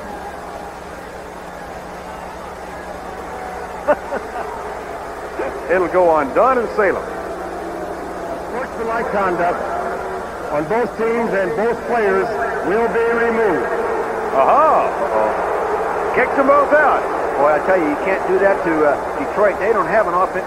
Well, they have one offensive lineman backing up. Scott Barrows backing up 3 people inside because Steve Kenny is injured, didn't make the trip. Gary Dunn hasn't left the field yet. He's saying, now, here got Bob Frederick to explain it to Chuck Knoll. He said, you got to be kidding. And there's Harvey Salem. Harvey Salem was the starter at Houston. But look at this. He can't believe it. Chuck Knoll won't like it either. Nor will Darrell Rogers. You know, with the... I wonder if this isn't because of all the publicity that we've had around Charles Martin and Otis Wilson and the publicity surrounding violence in the league, because I'm frankly surprised at the quickness with which both men were ejected.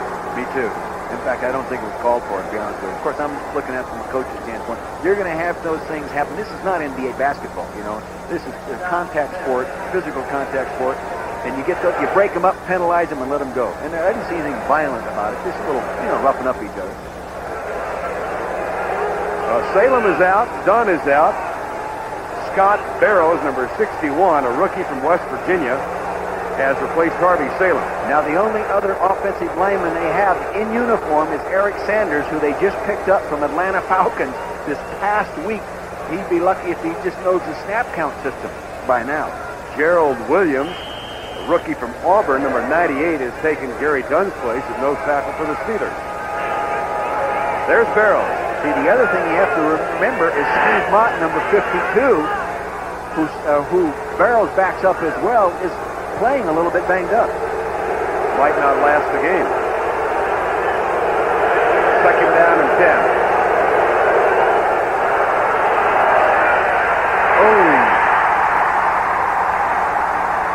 Keith Gary came around the outside of Lomas Brown, beat him on a hard outside rush. That's Keith Gary's 5th and a half sack.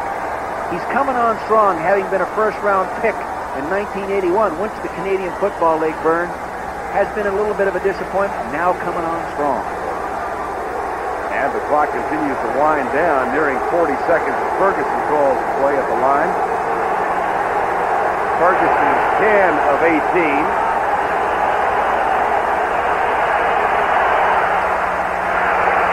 Across the middle to the 35. It'll be 4th down, and the Steelers have all 3 timeouts left. Now they stop the clock. And Detroit calls timeout. Not the Steelers. Interesting. Timeout's been called. 2 timeouts left now. Lions and Pittsburgh. It'll be 4th down as Joe Ferguson talks it over with the line judge. That's Ron Bloom. Ferguson for the afternoon, 11 of 19 with 2 interceptions. Well, he had a slow start, but he's come back strong in the second quarter. And Mark Malone has slowed down and thrown a couple himself now as the Steeler quarterback. Here's Jim Arnold. Return is on all the way. That takes the Steeler bounce back up near the 35, and now the bounce is 36. Did you hear him yelling, Mayday, Mayday, Mayday? That means that's the code to the rest of the punt return people. It's a lousy punt. Get away from it. Get away. Don't let it hit you and bounce into the hands of the coverage people. I've often wondered what the code word for a lousy punt was, and now I know. I used a different term, but I can't use it on the air. 17 seconds remaining in the first half, 10-10 game. Yeah, they can get down there for a field goal, especially with the likes of an Anderson doing your field goal kicking. They have 2 timeouts left, right? Right. Now let's see what Malone has in mind on first down. He's been a rather ineffective 9 of 19 for 80 yards.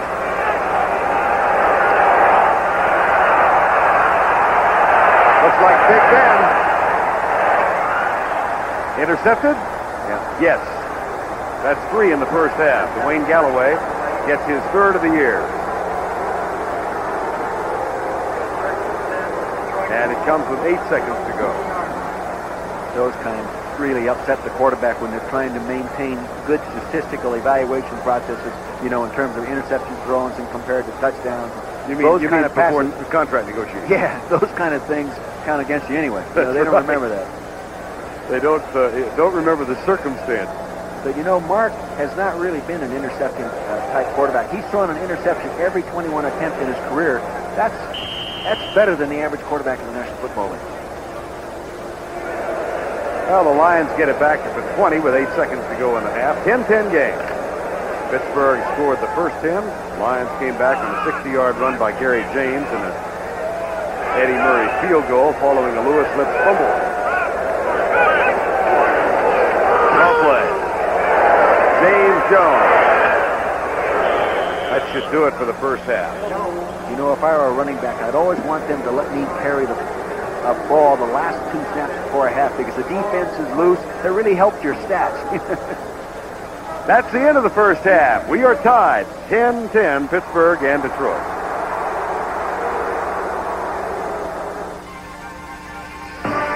CBS Sports coverage of the National Football League is sponsored by Toyota, builder of tough, powerful, reliable trucks, Toyota.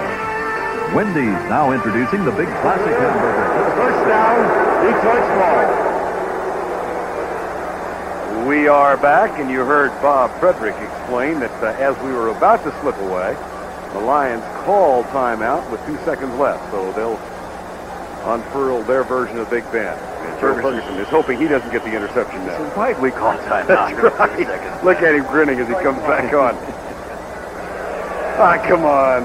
I want them to call my play again. Give me the draw play, get 10-yard gain, something. Everyone's playing real loose.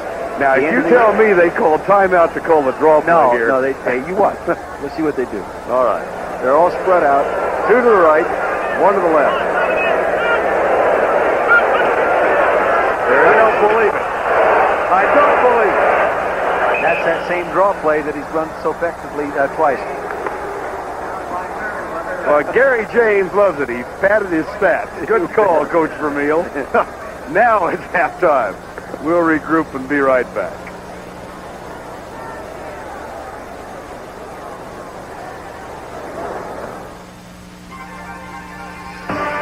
CBS Sports coverage of the National Football League is sponsored by Toyota, builder of tough, powerful, reliable trucks, Toyota. Wendy's now introducing the Big Classic Hamburger. This is the good stuff. And by Nikon, we take the world's greatest pictures.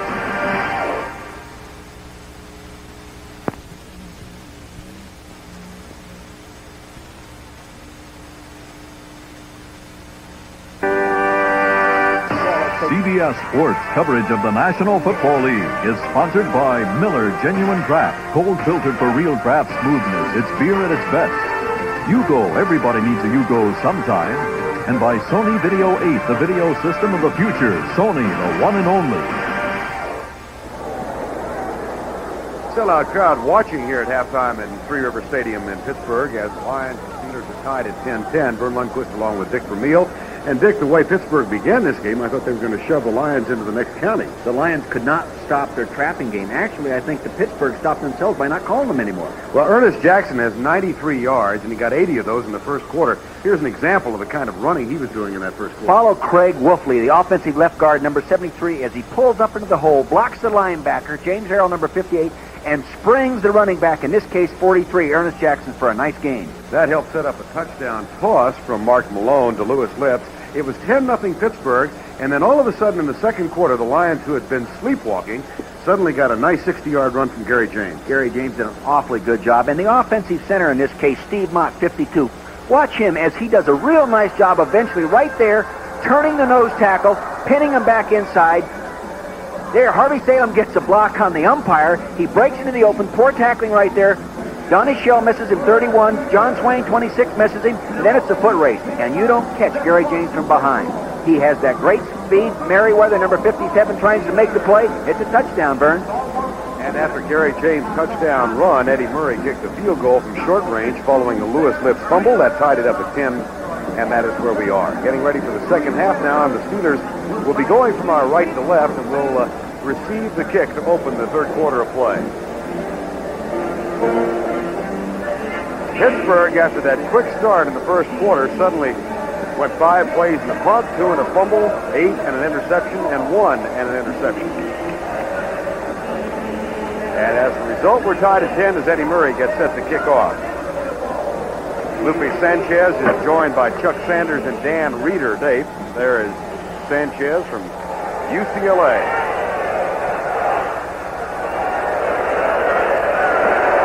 Taken short, near side. Dan Reeder up near the 30 before he is knocked out of bounds. And from that point, Mark Malone and the Steeler offense will come on as Eddie Murray heads to the sideline.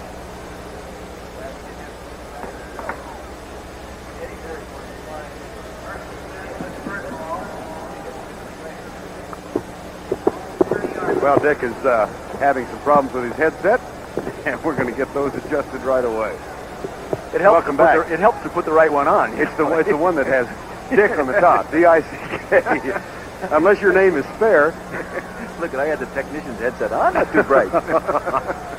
Hey, I've done it before. Here's Jackson beginning the third quarter just like he did the first quarter. You know something? And they missed my best presentation That's of the right. game. This is Verne Lundquist and spare Vermeil. Well, Jackson, number 43. Boy, he's an enigma. I mean, the Chargers let him go for a couple of mid-level draft choices. And then Buddy Ryan says, don't want him around here. And they let him go for nothing. Yep.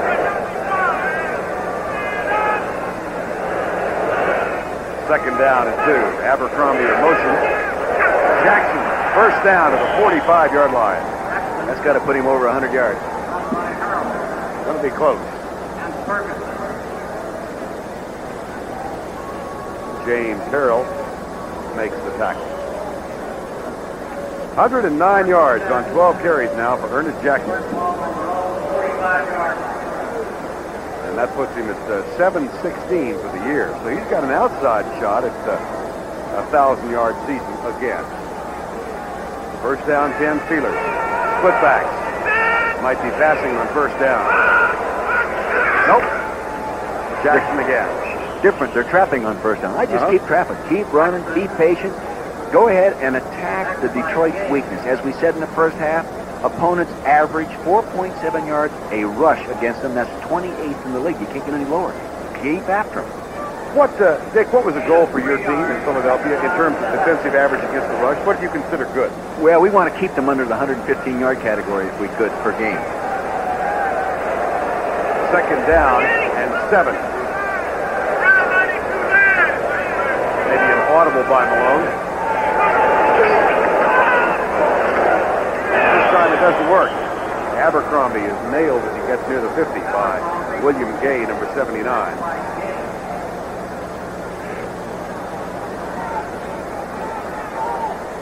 Already this afternoon, 149 yards, and more than half of those came in the first quarter. Season average of 128.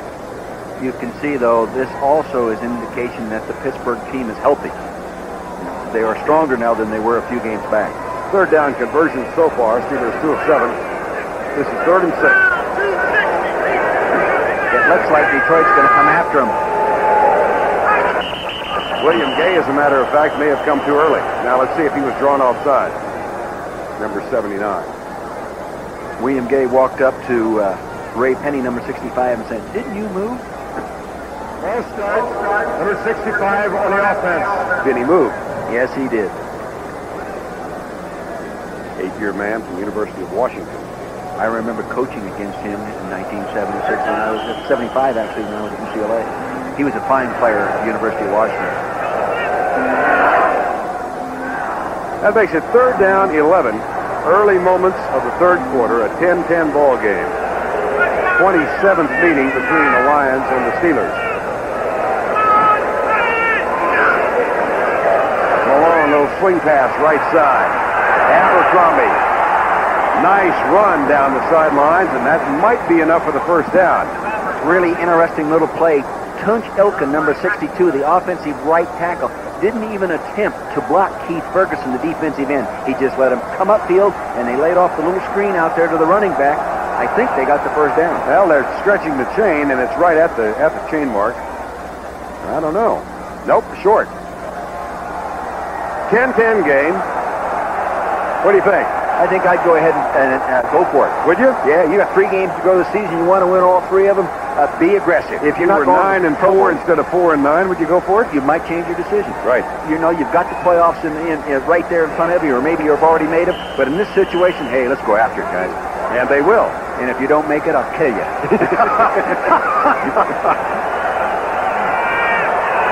Lions gets in tight defensively on 4th and 1 from the 45.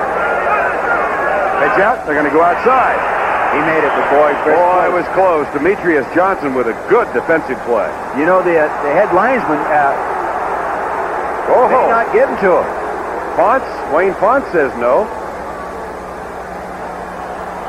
I don't know. Angelo King.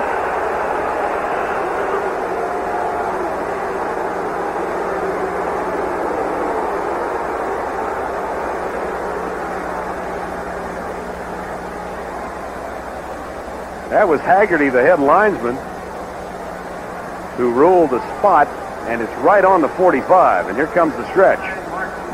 No, sir. you got to believe you can play defense from here. But, you know, from here, we're standing on the 45, just where that ball, it looked like to me they made it. Well, let's see where the ball came down now and where it was spotted. Toss deep to the tailback. In this case, Ernest Jackson, 43, gets pulled blocking there. Demetrius Johnson, 21, comes in and tips him up. Gosh, I'll tell you, he made it, didn't he? Watch Fonts. He was way beyond that line. Look at Fonts.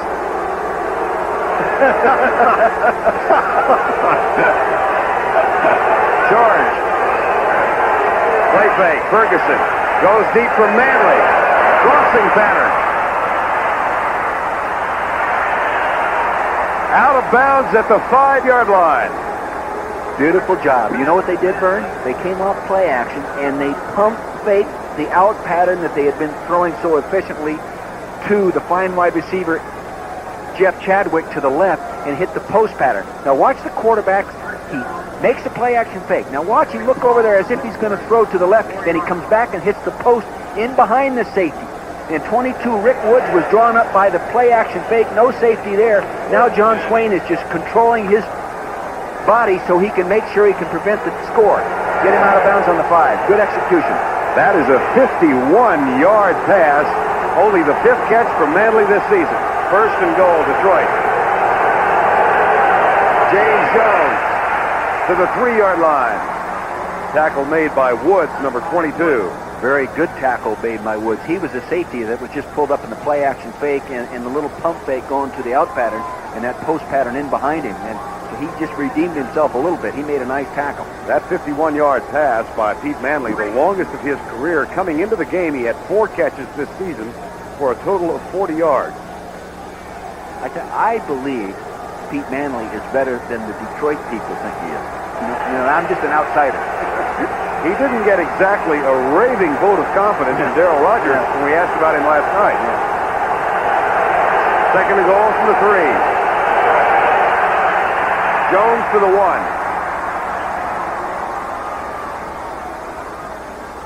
It'll be 3rd and goal. Remember now, Pittsburgh's defense inside the 20 has been pretty good. Opponents have been in there 54 times.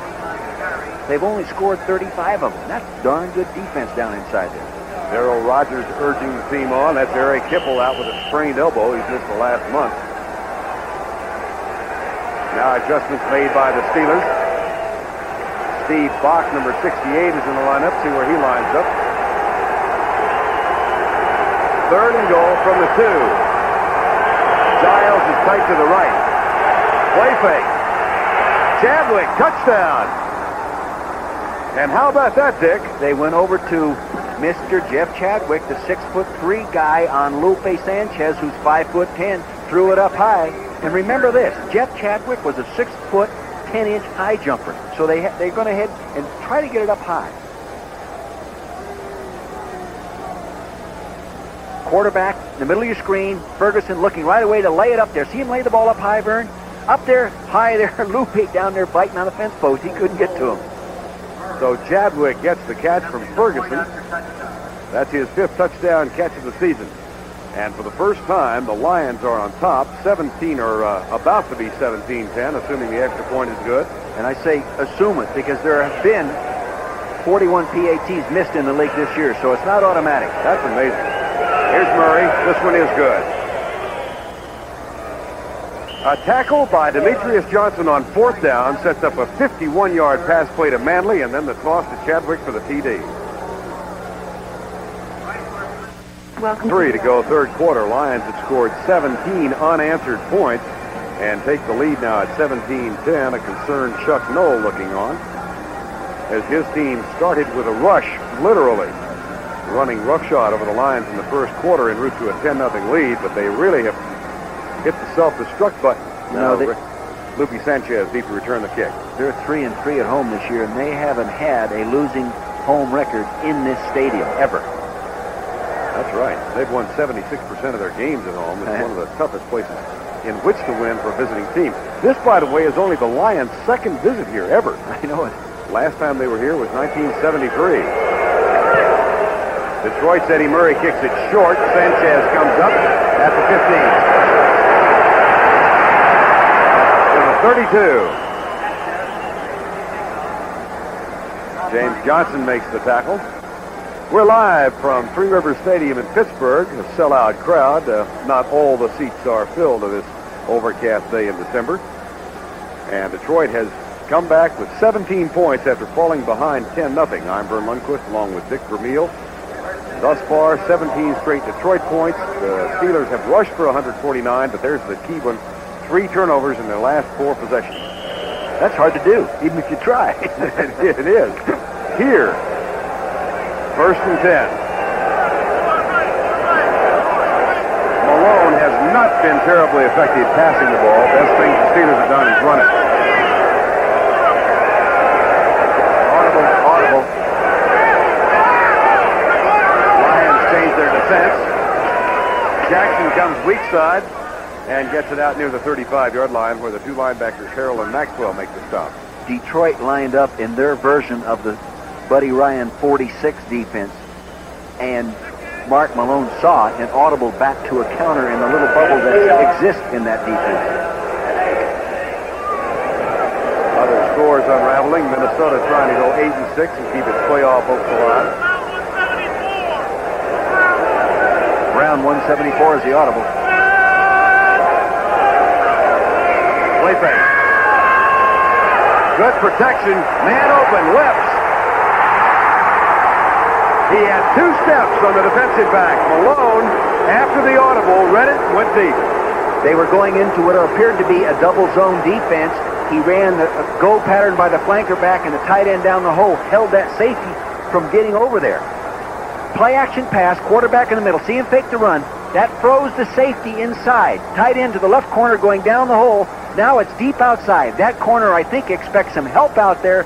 The safety does not get there. Dwayne Galloway's all alone. Big play, Lewis Lips. That's a 48-yard gain, the longest of this season for Lewis Lips, who, like Stallworth, has been hobbled by injuries. You know, Lewis Lips catches a touchdown 1 every 6 receptions coming into this year. You can see how much they missed him when he was injured. There are certain players that if you put the ball in their hands, Verne, positive things happen. Touchdowns and big plays. And when you lose those in your offense, you're not nearly as smart an offensive coach.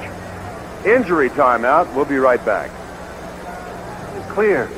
Sony Video 8, the system of the future, or VHS-C, the compromise of the past.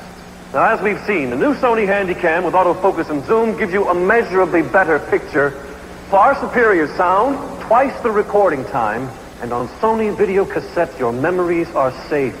While on VHS-C, they could be fleeting. I rest my case. The Sony video is next Sunday on CBS Sports. Tunch-Yokin, number 62, is in the middle of your screen, Dick. He has good position, everything. Now, you'll note his right foot right there slips out from underneath him and gets bent over his left leg. Normally, that kind of an injury is not a serious thing, and chances are he'll be back. He's being tended to on the sideline, and Mark Benning has taken his place, number 66.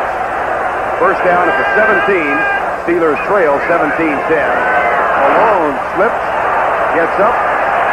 Incomplete for Stallworth at the 3-yard line. I'm not so sure he slipped, that maybe he stumbled over one of his offensive linemen. That happens. Every once in a while, those guys will drop step, and they'll step on the quarterback's foot. I'm not sure what happened in that case.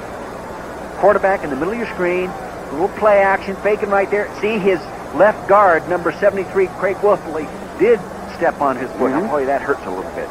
Throws it back, trying to get the square inch pattern to Stallworth. Couldn't get it there. Second down and 10. Malone now is 11 of 23 for 138 yards. You're looking at Tunch-Yokin on the sideline. Second down and 10. Abercrombie at the 10, out of bounds at the 8-yard line. In front of Vernon Maxwell. Boy, that's a tough play for an inside linebacker. Have to come all the way inside to take that guy out in the flat. That's tough to get there. Vernon Maxwell, number 57 for the Lions, said last night he's gotten a little confused because they've used him both inside and outside, and he's had some problems, Dick, adjusting to that inside position. But I'll tell you this, he's not complaining because he's been out of work before in this league. And Darrell Rogers has done a super job of getting this guy to play up to his ability. Third down and 1.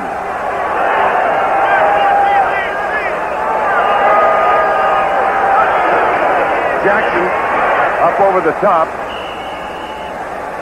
Hit by Shelton Robinson, number 51. Demetrius Johnson says no. I'm not sure he made it. And Chuck Noll will be forced with another decision now. He went for 4th and 1 at midfield to open the half and didn't get it. To me, it looks like that was a little short from this angle. Quarterback, handoff, Ernie Jackson rather going up high, gets a lead block by Abercrombie. Good fill there by number 51, Shelton Robinson. I'm not sure he made it. He didn't. Nope. Well, they're going to bring the chain out. Of course, I don't know. I thought he made the last one. There's Shelton Robinson. Had some playing time with the Seattle Seahawks. He's a free agent up there in 1982, Verne. Traded here in 86. That much. Now, do you go for the almost automatic field goal, or you go for going. Go for the first down. Keep going. Again, you're 4 and 9. Hey, you're not taking a chance of not going to playoffs. That's what right. You're trying to do is gain momentum for that off-season program and just enjoy a week after a win. Boy, I tell you, no matter how many you've lost in the past, if you can get that win, it's just a great rejuvenating thing mentally and physically. 4th and 1.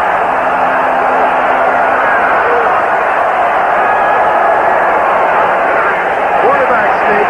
That ought to do it for Malone. First down, Pittsburgh. Comes with 8 minutes remaining third quarter, 17-10. Lions on top. We were tied at 10 at the half. There's a good decision by Chuck. He said, see, I knew what I was doing. I think his offensive coach, Tom Moore, in the booth, calls the offensive play. Which, of course, is a change since Bradshaw retired, because Bradshaw called all his own.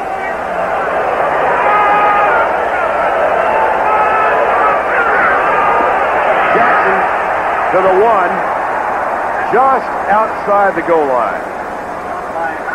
Good block by Craig Wolfley, number 73, just pulling around that center's block. Mike Webster.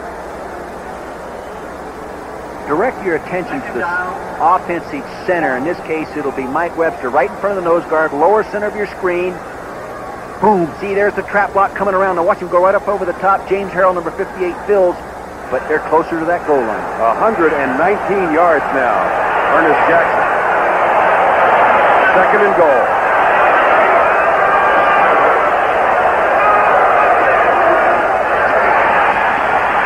Touchdown. After a terrific collision. Shelton Robinson really popped it. But Jackson gets 6. That was a wingback motion trap where the man came in motion from the outside the formation and went in and trapped. You'll see the man coming in motion from the left side of your screen. See the wingback to the left? Here he comes. Now, boom, he goes in and seals the defense. Shelton Robinson does a good job, but Ernest Jackson fights his way into the end zone. Gary Anderson to tie it up. He has done so. With 6 minutes and 47 seconds remaining third quarter, the Steelers go 67 yards to tie it up. Watch from ground level as Jackson gets the touchdown. Tight end, wingback position. Gothard, 86, moving outside in, actually moving forward. That's illegal motion. You know where that kind of blocking scheme in the goal line came from? Tom Landry and the Dallas Cowboys. That's where I first saw it in maybe the early 70s. Early 70s. Yeah. I know they still call it the Jayhawk formation. Do they? Yep. Here's the kick by Anderson. Herman Hunter will take the touchback. It'll come out to the 20. Gary Anderson comes to the near side. On their own 20-yard line.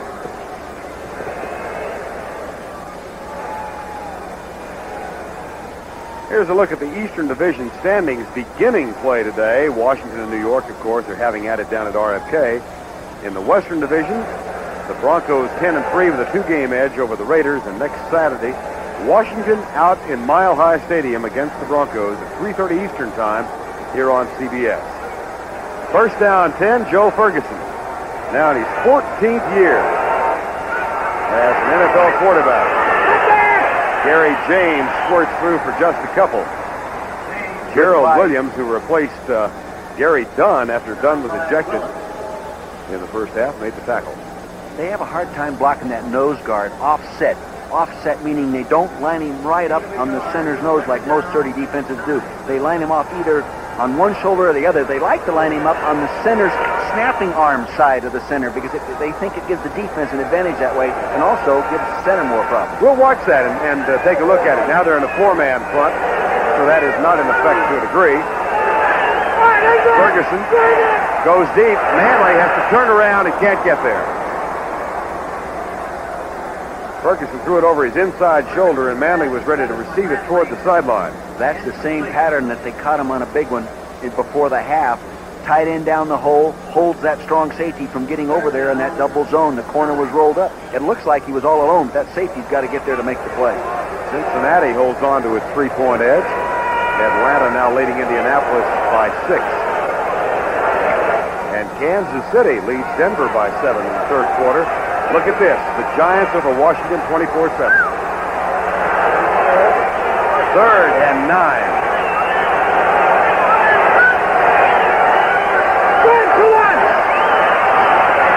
Ferguson, Chadwick, tipped, intercepted. Donnie Shell with his 50th career interception. That is a league record for a strong safety, and the game will be stopped to honor this 13-year former free agent out of South Carolina State.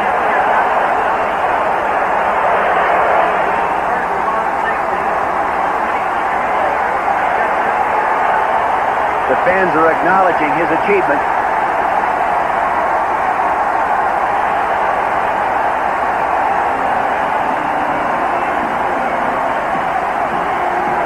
There's Donnie Shell and John Stallworth, 2 of the veterans who have 4 Super Bowl rings.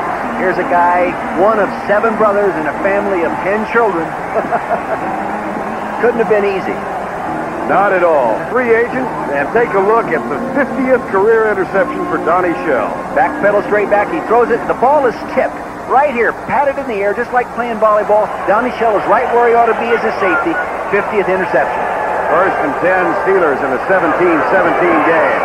Abercrombie being chased by Galloway and knocked out of bounds by number 40, Dwayne Galloway. You might be interested to know that Tunch Ilkin is back in the ballgame, too, playing right tackle, number 62. Didn't take him long to recover, did it? No, there's Donnie Shell. Talked to him last night or yesterday, Dick, and you know, he's been around for a long time now. He said he and his wife will go back to Columbia, South Carolina when the season's over, and he's going to sit down and look her in the eye and say, "You want to do it again?" And that's when he will decide whether he wants to come back for another year. Well, he has a degree in health and education and a master's in guidance and counseling. He may end up being a good teacher somewhere. 2nd and 8. Jackson inside the 25, near the 23. Now for this NFL Day Today report. Let's go back to New York and Brent Musburger. Well, Verne, the Giants are putting on some show in RFK. Touchdown pass from Sims to McConkey. Giants lead it 24-7. Let's go back to Verne. How happy do you think Phil McConkey is to not be in Green Bay? Where he was at the beginning of the year. 5:10 to go, third quarter. 3rd and 4 from the 23.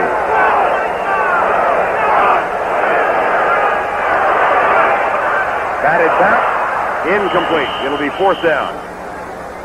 And now Gary Anderson will come on to try and break the tie. Eric Williams, number 76, battling off Mike Webster. Was that Eric Williams that batted it or Keith Ferguson?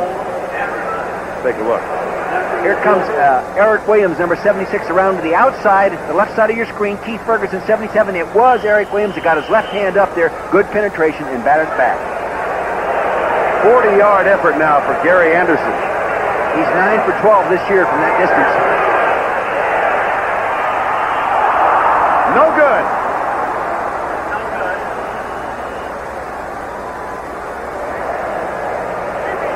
His first miss of the day. He thought he had it. How close can you be? Here comes the ball. See, it hooks off right at the end, Verne, and look at it heading for that goalpost. Boom! Good shot. Huh? The upright. And time has been called with 4:55 to go. Third quarter, we're still tied at 17.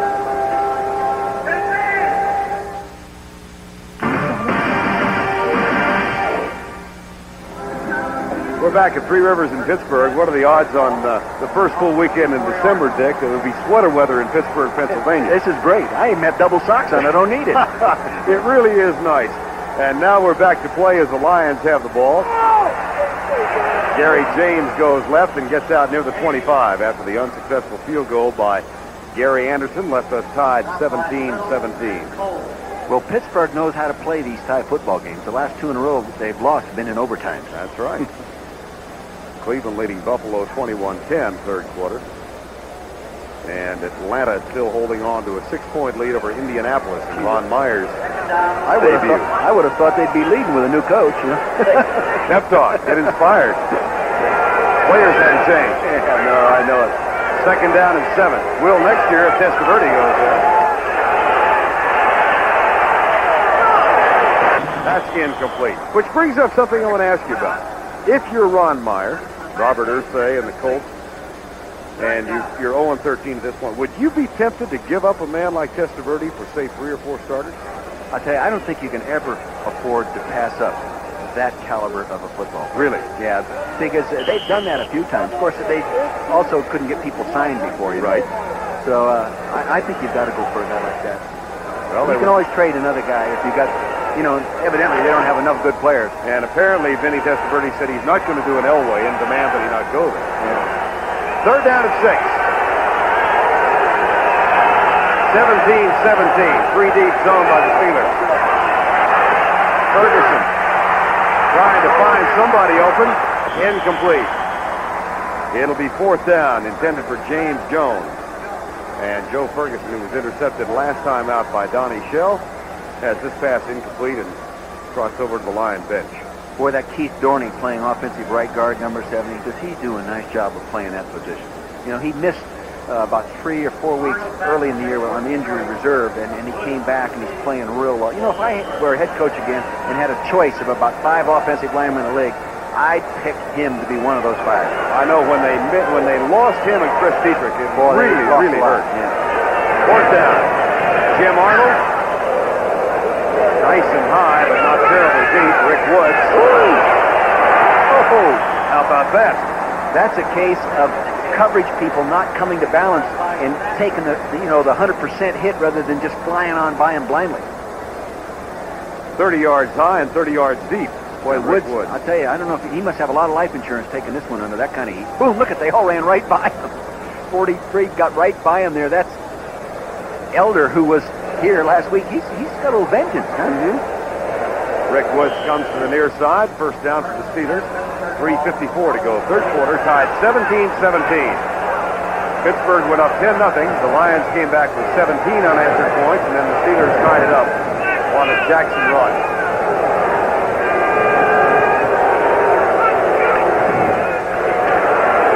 Not this time. That's Jackson testing the middle and running into Vernon Maxwell and James Harrell. Good linebacking that time. I think that was an audible. Vernon Maxwell gave him a nice shot. He's a guy, you know, that was the Rookie of the Year in the AFC in 1983 with the Colts. Ended up getting traded to San Diego Chargers, got cut with the Chargers, was roaming around, and his old college coach, who's now the head coach of Detroit, Darrell, picks him up and has revived him and getting the best out of him. Second down and 8 from the 49. Audible.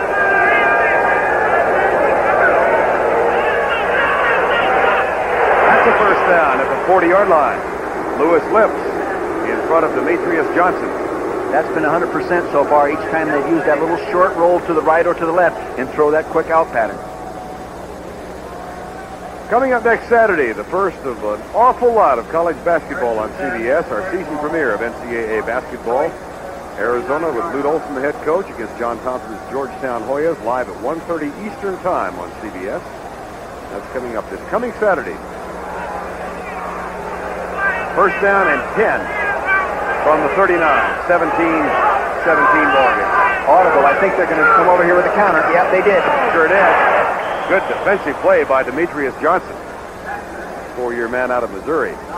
Mark Malone told me when they saw that loaded up defense, that Chicago Bear look, we were going to audible to our counterplay back to the weak side of that defense. And Demetrius Johnson did a nice job of fulfilling his responsibility in making that play. That makes it a 2nd down and 10. No gain on that play. Jackson now with 126 yards.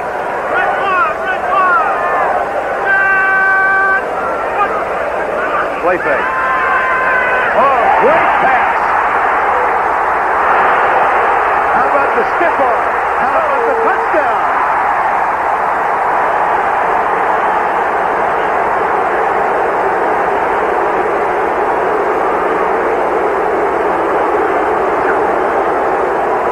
Boy, that was one terrific pass.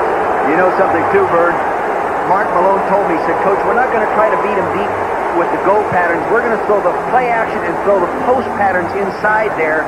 And by gosh, they executed perfectly. And when you get the ball in this man's hands, you look pretty good. Looked like the 40s and the 50s with the Lewis Lips stiff arm. Yeah. Anderson gets the extra point. Lips, who had 1 touchdown catch coming in, now has 2 for the day. We're going to take a look at this, Verne, from the end zone. Now, watch the defense up there, 57. See them all play run. They're all playing run. You can't see the safeties. They're all playing run. Boom, nice slant pattern. No tackle right there. Now, Devon Mitchell comes over. He's trying to get him down. They're fighting at it. Go ahead, pull him down. Look at that stiff arm in there, Verne. That's the old days. That's the old days. They have just replayed it on the Giants screen here, and the crowd really got a kick out of it. They're all up there deep and rather tight in their playing run. That play-action pass is just what they needed. Now you can see they're actually exchanging here. See that stiff arm and the use of it on the left arm on the shoulder pad? Good job. Actually not good tackling, but a good job by Lewis Lips, number 83. And Louis Lips becomes the first Pittsburgh receiver this year to go over 100 yards in receptions in a single game. They have really been handicapped by injuries and an ineffective offense. 24-17. 14 unanswered Steeler points. 2:28 to go, 3rd quarter. Herman Hunter. That'll be a touchback. Dick, I can't get over the velocity on that pass from Malone, though. It had no arc to it whatsoever. Well, he has a very strong arm. And as Chuck told us, Noel told us yesterday, he's still not 100%. He's had a thumb and an elbow problem. It's about 90%. But can you imagine how hard he could throw the ball if he's totally healthy? Well, Joe Ferguson back in with Jimmy Giles and Pete Manley. Carl Bland has not returned since going out with a bruised shoulder in the first half. And I'll bet we don't see Chuck Long. I don't think so now. And you know something? I don't blame Darrell either. I think he's doing the right thing. Talk about that some more in a minute. Got a chance. Ferguson. Flag? No. He was looking back at the ball. No, there's no penalty there. Rick Woods and Sanchez both looking back at the ball. This guy has thrown a few passes in this league. You see, they're nonchalantly fixing his shoes. Here comes Chadwick. This might have hit a defensive back, Woods, in this case, number 22, in the head. He's a safety. He had played run on that action fake. Now 22 at the bottom of your screen. Woods, there it did. Hey, that's a great shot. If you tried to do that 50 times, you couldn't hit him in the head. And he darn sure wasn't looking back at the ball either. No. Well, there was no contact, I think, with the receiver. That's clean. All right. 2nd down and 10. Ferguson, 13 of 26.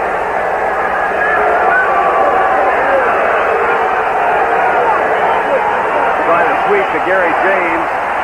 That didn't work. John Swain, number 26, made the tackle. We're going to go back to New York for this update with Brent Musburger. All right, Verne, here's the reason why the Washington Redskins are being dominated by the New York Giants. Jay Schrader has thrown 5 interceptions. That one picked off by Leonard Marshall. And the Skins have just fumbled a punt away to the Giants, who lead it 24-7. Back to Verne. You know what 5 interceptions computes to be in a computer? That's 20 points. 5 times 4 points. And they've got 24. Well, boy, if that stands, and it looks like it will, the Redskins will have to go out and face Denver next week. Now, they will have already secured the home field advantage for the wild card. For the wild card, yes. Right. Flags are down. Oh. So is Chadwick. So is Chadwick. You know, by jumping offside like he did, he just told Eric Williams where he was going. That's right. Flag on the play.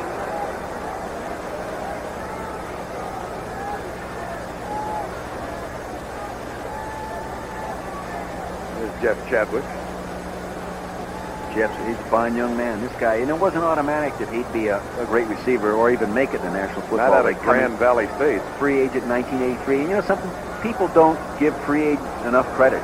You know, last year at the end of the season, Verne, there were 16 free agents in the National Football League that had played in at least one Pro Bowl. That is something. 16 of them. Offside on number 89 on the offense, and the defense also is offside. The number was unreported. Will be a replay of the same down. There's a new twist, offsetting offside. Mike Chadwick, number 89, is to the left. Excuse me, Jeff Chadwick, right there to the left side of your screen, number 89, and he sees that's Mike Merriweather, number 57, coming, and that, I think, made him make that little premature move. That's the second time we've had that in this game. Yeah. Offsetting offside. Offsetting, yeah. 3rd and 8. 24-17. Steelers lead the Lions. Detroit, through the year, has been pretty good on third down conversion, converting at 41% of the time. That's pretty good.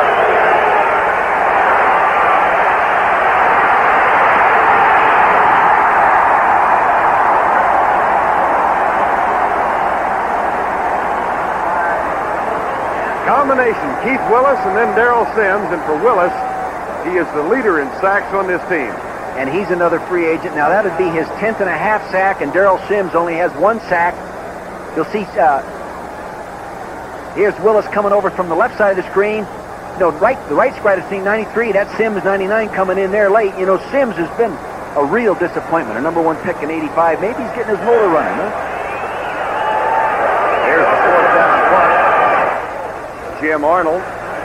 That's a decent kick, more than a decent kick. The Woods have room to return it. Counter punches to the 47-yard line. A 42-yard punt for Jim Arnold, 5 on the return for Woods, and the Steelers, who have 14 unanswered points here at the tag end of the 3rd quarter, get the ball back only 47 yards away. Chicago rolling over Tampa Bay now, 42-7. It's going to be the easiest win they've had in about a month and a half. Minnesota leads Green Bay in the 4th. Cincinnati and New England 17-7. How about this? Kansas City and Denver. I tell you, you're not a playoff championship team until you make it. You know, and you relax once in this league, and all of a sudden you're fighting for a tie in the division. Atlanta leading 23-14. 1st down and 10. Malone, screen pass. Ernest Jackson. What a good block. Oh, he got a terrific block from Wolfley at the 43-yard line. That is off a trap play, Verne. They faked the trap play that they run so efficiently. Now, direct your attention to the fullback, in this case, number 43, Ernest Jackson, to the left side of your screen, standing up. Now, watch him fake the trap to him. Now, keep your attention on him. He's now going to slide out with his offensive lineman, get the screen pass. Nice blocks downfield by 73, Wolfley, 65, Penny. Good job. That's the end of the 3rd quarter with a score, Pittsburgh 24, Detroit 17. We now pause for a word from your local station.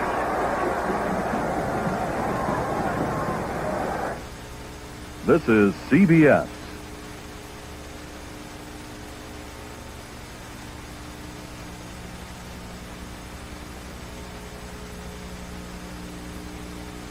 Coverage of the National Football League is sponsored by Hewlett-Packard, the people who turn your business computing problem into a business computing solution. Miller Highlight. Miller made the American way since 1855. And by Honda, who invites you to experience the Civic 4-door sedan at your local Honda dealer. We're back for the final 15 in a sold-out Three Rivers Stadium in Pittsburgh, though not all the seats are filled today. Verne Lundquist and Dick Vermeil with the Steelers leading 24-17. 1st down, 10. Steelers at 34, Detroit. Ouija Thompson starts in motion. That comes back. Ernest Jackson goes left. What a great block by Craig Wolfley, number 73. Did you see him pull around that corner and get that knockdown block? Excellent offensive guard play by Craig Wolfley. You know, his brother is a running back at St. Ron Louis. Wolfley, right? Wolfley, yeah. You know, watching Ouija Thompson go in motion then, Dick, brings to mind the fact that the Steelers are using a lot more motion than they used to, aren't they? I think a lot of teams are using motion. They use it to distract the defense, to disguise intentions, to disrupt them, and also to dictate the 3 Ds of use of movement. Is that it? I've got it memorized. Now, don't give me a pop quiz. Second down and 4. Abercrombie to the 20. First down, Pittsburgh. Demetrius Johnson makes the tackle. They're looking a little more like they did in the first quarter now. I think also they're getting a little bit back more to basics in the strength. Little draw play now. Follow number 43, Ernie Jackson. He goes through and gets a cut block right there on Vernon Maxwell, 57. Good draw blocking. First down, Pittsburgh. Abercrombie now has 27 yards on 9 carries.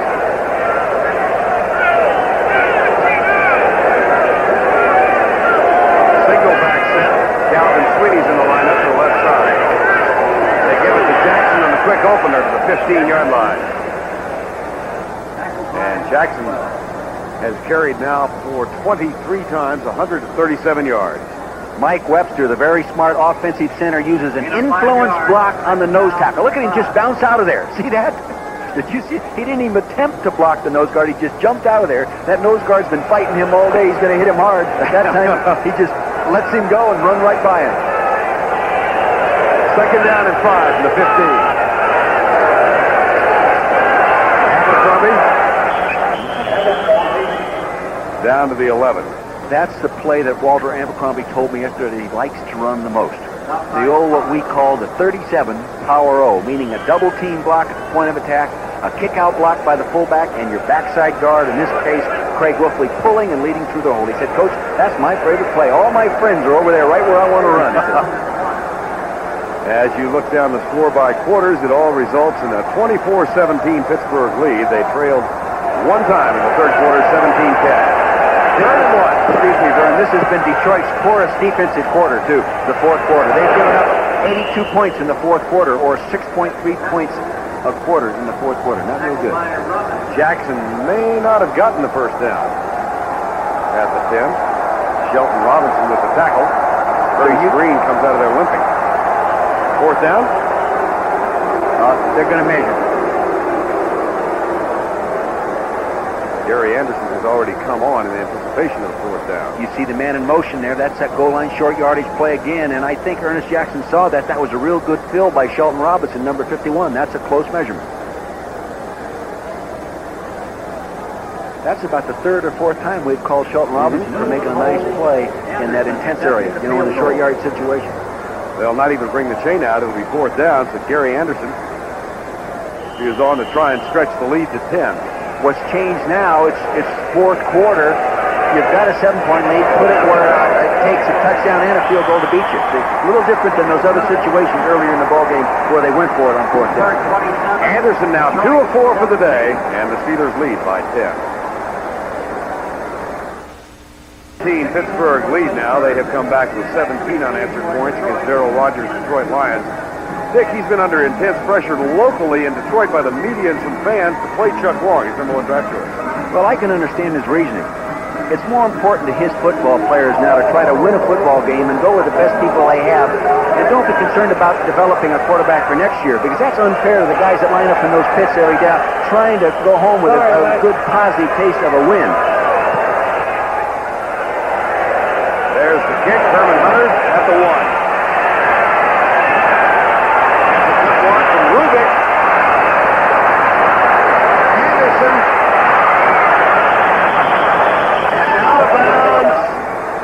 At the 49-yard line, it was Rob Rubik, number 84, who got the clearing block back around the 25-yard line. That was a designed return to the left, and the ball kicked all the way to the right of the return team. Now you'll see as you look at to the left, now this return is not designed to go straight ahead. Follow the wedge as they start up. Now watch them break off. They wall off now. You'll see the blocks pick up over here. See the wall being formed there. Good execution, well designed, good coaching by the special teams coach, Carl Battershell of the Detroit Lions. That's a first down following the 48-yard return. Herman Hunter looks on.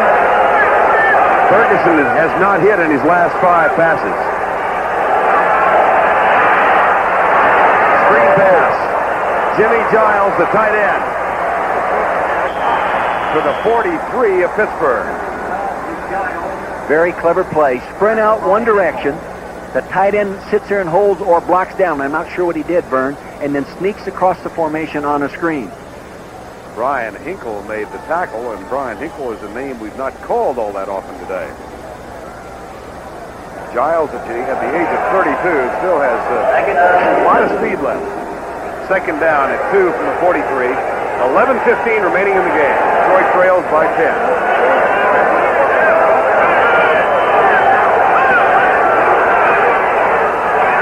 James Jones.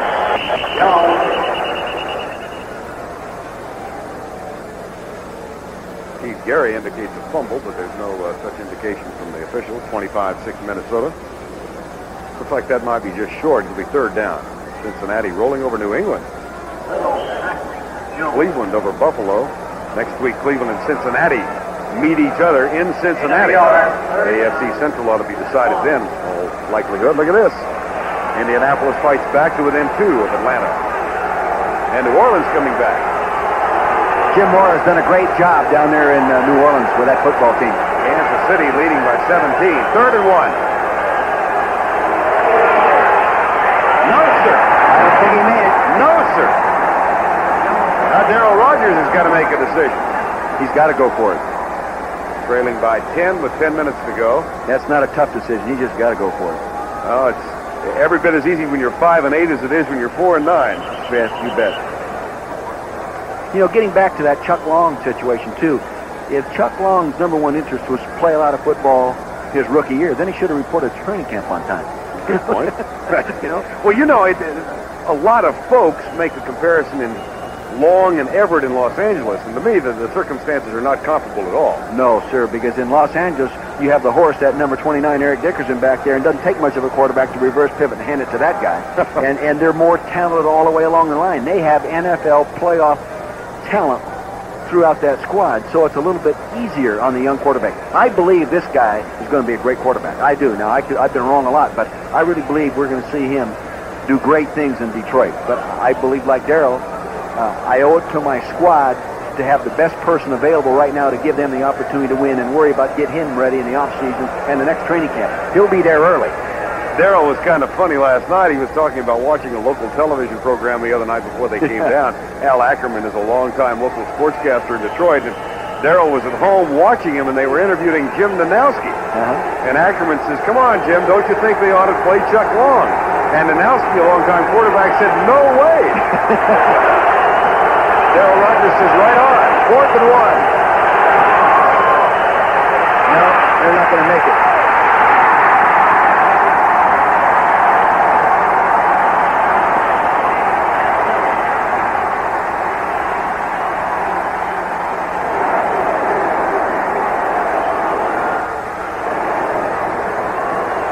And 1, and they go right.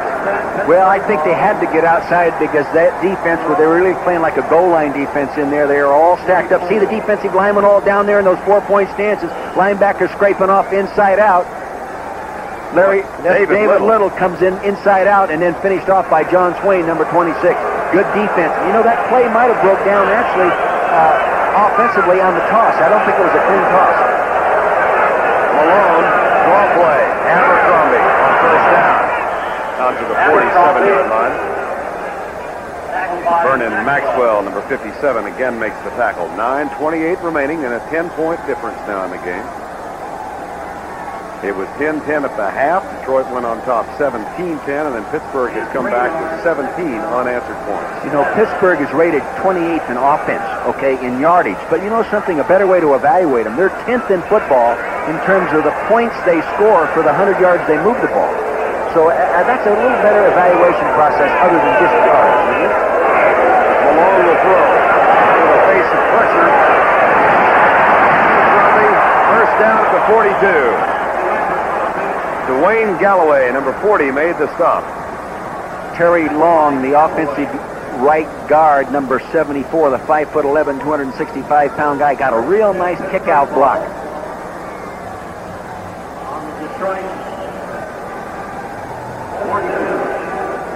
Watch Koper, number 55, top of the screen. Comes in on Chuck Long. They're just turning him loose. We got Chuck Long on the mind. Mark Malone, 42-yard line, 1st and 10. Oh, boy. Wayne Galloway. I'll tell you, for a little guy, he comes darting up into those plays and gives it to you, doesn't he? Shoulder to shoulder. See his forearms wrapped up. He broke his arm last year in the opening game of the season against Atlanta, making a real nice defensive play. So I think he's protecting those forearms. Steelers have been effective offensively today. 419 yards against the Lions. That just about fits in because the Lions have been giving up an average of 324. Second down and 4 from 36. Fumble. Pittsburgh retains possession at the 37. Fumble recovered by Jackson. Ernest Jackson. There's Terry Long, number 74. Down by Copper. Mike Webster, number 52, over the ball. Quarterback center exchange problem, and you can see because of the pulling guard right there, number 74, Terry Long, the quarterback can't automatically move forward again and recover that fumble. See, that's one disadvantage of the pulling guard offense. 3rd and 5.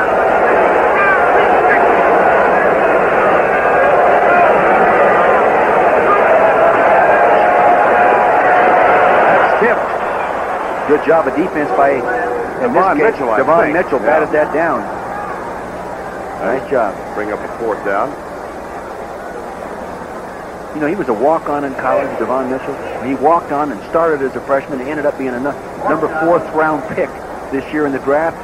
Here he has 5 pass interceptions on the year. Walked on out of high school to be a college football player. Under Hayden Fry at Iowa. Must be a motivated guy. Harry Newsom is on to punt again. He's punting for only the 3rd time, and boy, the pressure was there. Great punt.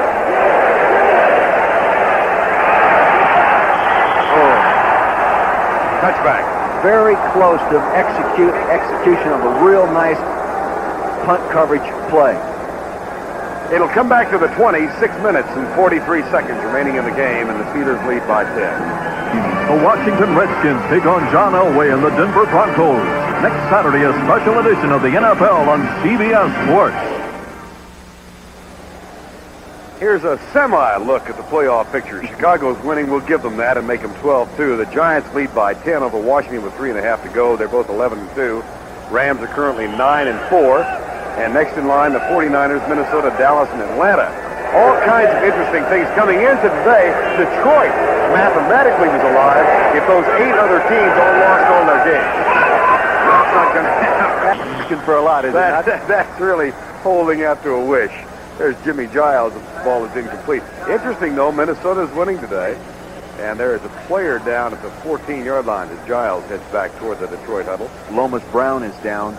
Now, if he is down, they're going to have to come in with Eric Sanders, the guy that just reported to Detroit for his first practice session on Wednesday. That's because in the first half, Harvey Salem was ejected from the game along with Jerry Dunn for a brief flurry of fisticuffs. Lomas Brown.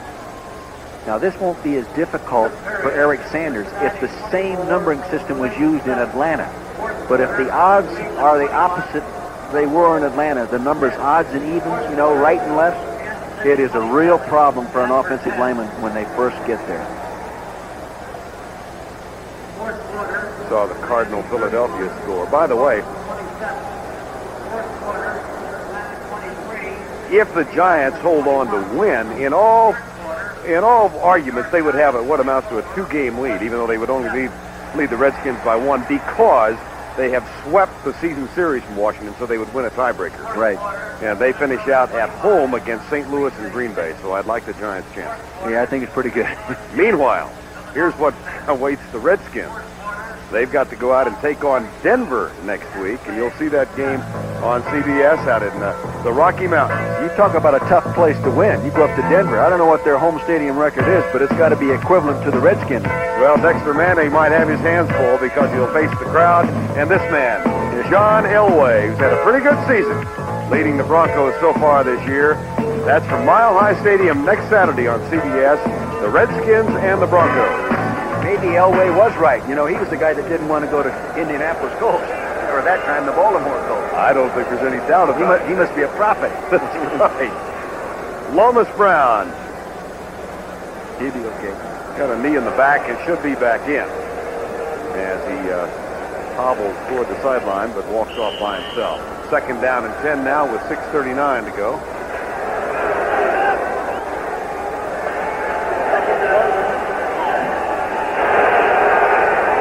Second and 10.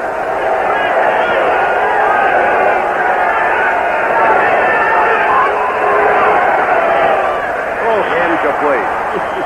Eric Sanders, number 64, is in at left tackle now, Dick. And the interesting thing, go ahead. Look at Ferguson. He just threw about an 8-yard pass incomplete, and he can't believe he did that. He just cannot believe he did that. Sanders is going out. Yeah, and Lomas Brown coming out. He was placed on waivers last week by Atlanta, and you've seen this happen before. They tried to sneak him through. They tried to sneak him through coming off injured reserve, and they claimed that I did an Atlanta game a few weeks back, and he was a starter. And this was like the 4th or 5th game of the year. He's a good player. And the Falcons put him on the waiver list, and Detroit said, thank you very much. Yeah. It used to be a gentleman's agreement. You never claimed the guy off injured reserve. No more gentlemen left.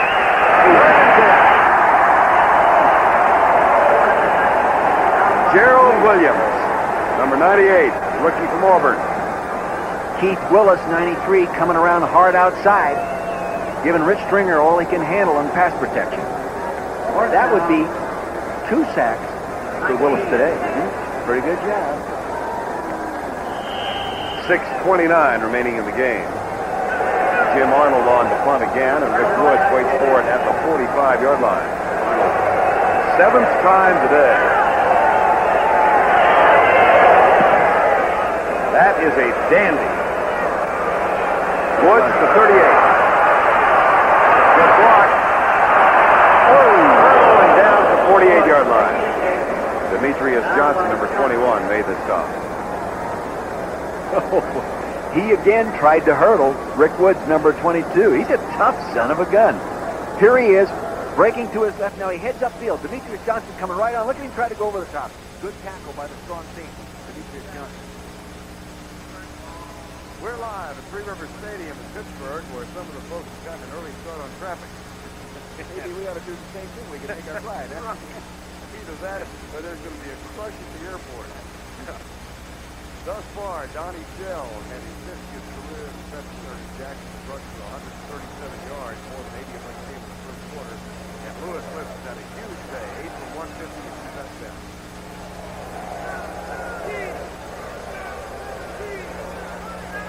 They're going to run that counter play over here. Here it is.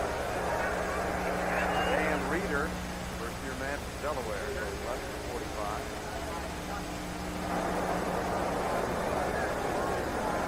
That'll bring up a 2nd down and 7.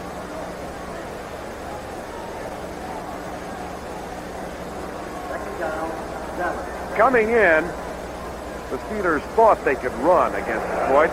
They have rushed it 42 times today. And I tell you, if you can do that, their stat so far this year is you win 48 and lose 3. Pretty good temptation to run to the line. Yeah, you still have to have everything else going for you. Good defense and everything else. 2nd and 7. Jackson to the 42-yard line, where Eric Williams, number 76, makes the tackle again, and then a little shoving starts out between Wolfley and Maxwell. I don't think I'd want to argue with Greg Wolfley. Not at all. Though I'll tell you this, Verne Maxwell put together pretty good. It'd be like a light heavyweight taking on the big heavyweight. Now there's Wolfley.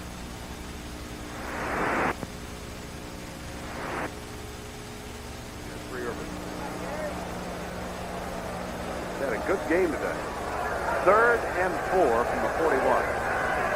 2 wide receivers right, 1 left.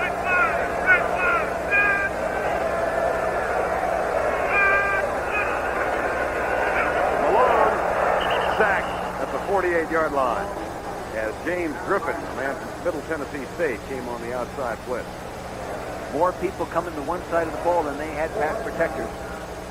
Many times the quarterback, if he recognizes that coming, and there's anyone that's breaking a short pattern off in it, they'll dump it to him right now. Evidently, everybody was working downfield. He had no place to go with the ball.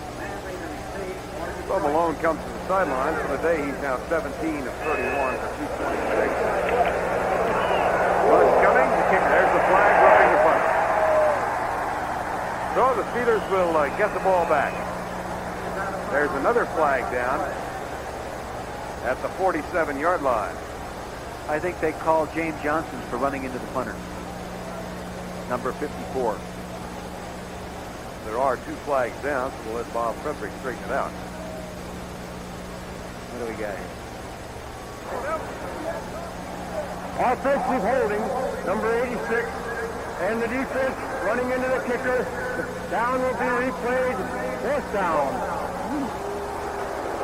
Preston Gothard, who was holding.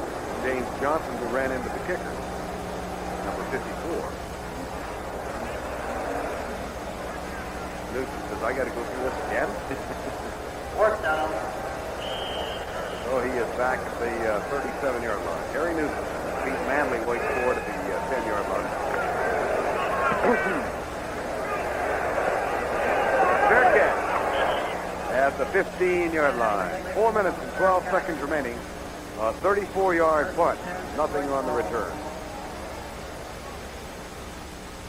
Giving that extra effort makes winners. Be all you can be. Sponsored by the U.S. Army. One of the unsung heroes in the Redskins' powerful offense is number 24, Kelvin Bryant. The first-year running back is both versatile and tough. Despite being plagued with injuries for much of the season, Bryant has proven to be one very difficult runner to bring down.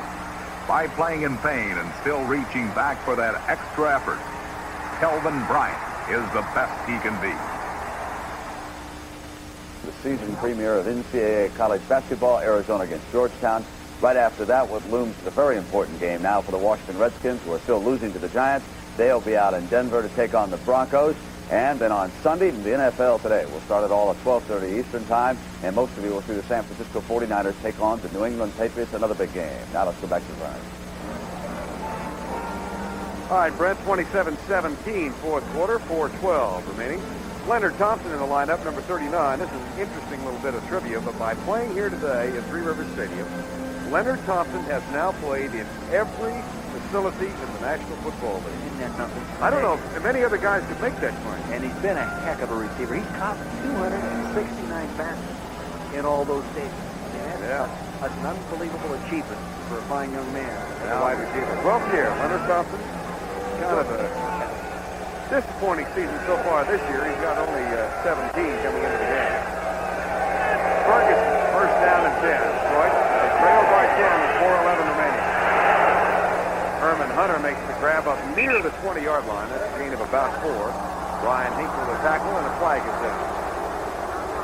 They're going to call Greg Carr for piling on. 91. Be 15-yard penalty.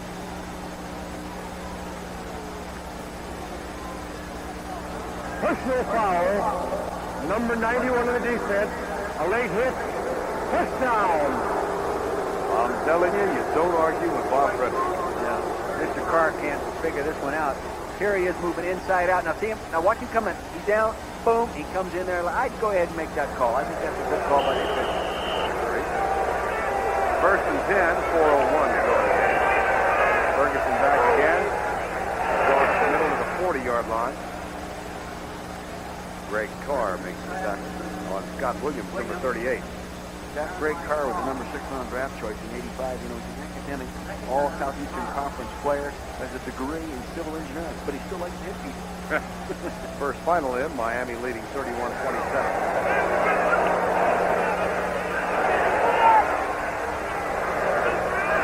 Miami over New Orleans, as we said. There's another flag down as Jeff Chadwick makes the catch up on the 50-yard line. Pushing off, Verne. Pushing off. I think so? Yeah, I think they called that on Chadwick. He moved in and then pushed off. Caught it. I'd have been a heck of an official. I bet you were a heck of an official prowling the sideline. No, I'll tell you, I was terrible. It took me about 3 years to learn to control my temper in terms of yelling at officials. Number 89.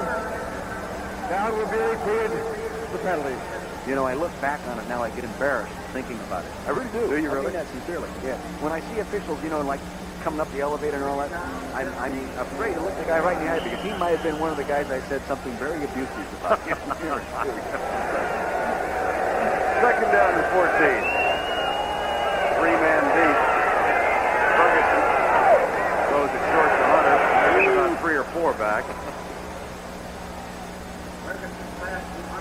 score, the New York Giants defeat the Redskins and go to 12-2. And for all practical purposes, they've got a 2-game lead now. It says 1 on paper. Boy, that coach, Bill Parcells, done a super job in New York. Left side, Hunter does not get out of bounds, and he might have been a little wiser to head toward the sideline. Clock still running with 2:45 to go. That's the kickoff return instinct in him as a receiver. That's an interesting point. Really, there are guys like that. They're used to running plays in the open field. And they're always thinking, hey, I get the ball, I'm in the open field. Now, hey, I can make big plays in this situation. Not automatically thought to get out of bounds. 4th and 9. Lions have no choice to go for it. Ferguson pulls up. Pick. Drop. Eric Williams had it. This is the Pittsburgh Eric Williams, number 21. Great zone reaction by Brian Hinkle, the fine outside linebacker, number 53. That's the 8th pass he's batted in the air this year. Really good zone reaction. Look at Darryl Rogers. I've been there many times. You're getting your fanny whipped. Boy, that's an unbelievable, terrible feeling. Here it is. You see that nice zone reaction? Almost a pass interception by both people. First Hinkle, and then secondly, number 21, Eric Williams, starting free safety. But getting back to Darryl Rogers, when losing gets to the point where you can't live with it, you got to get out of coaching. And that's what happened to me. I could not live with a loss. And you're not going to win them all. And so for this week, Darryl Rogers is in the dump. Chuck Nolan's going to feel a little better about the season. Oh, yeah. 2:20 to go. The Steelers take over 1st and 10. Ernest Jackson to the 30-yard line. He's getting close to a 150-yard day. That'll be his best day. He has one 100-yard rushing day as a Pittsburgh Steelers. 146 for the day now with 2:09 remaining and timeout called. He led the AFC in '84 with 1,179 yards. Last year he had 1,028 yards, but that's not enough yards to keep your job, Billy. Boy, I'm telling you. And Buddy Ryan got on his case early and often. Oh, God, that's it. As you know, because you still continue to live there. I get it. I love to read the paper now in Philadelphia. Buddy is quite a media happening. He really is. Now, did you read the paper when you were coaching? About the first month in Philadelphia, I read it. But I found it to be such a distraction. I wasn't mature enough to handle that kind of criticism. And anybody says that criticism doesn't bother him is a liar. Okay? Remember, he's a liar. It bothers you. Chuck Noll has been getting a fair share here in Pittsburgh, as a matter of fact. I had the great opportunity to work preseason games 2 years ago in Philadelphia with a guy that used to be a reporter on a radio talk show, and he used to criticize everybody. All of a sudden, he's working in the booth with us, see? And the first thing he had to do on Friday was to get the reviews, okay? And if it was negative, it killed him. Killed him. So, hey, people are people. Humans are humans. None of us like to be criticized. Very good point. 2:09 to go. Detroit has used one of its 3. Wayne Ponce and Darryl Rogers looking on. And the Steelers will go 5-9 for the year, as will the Lions. 2nd down and 4 from the 30.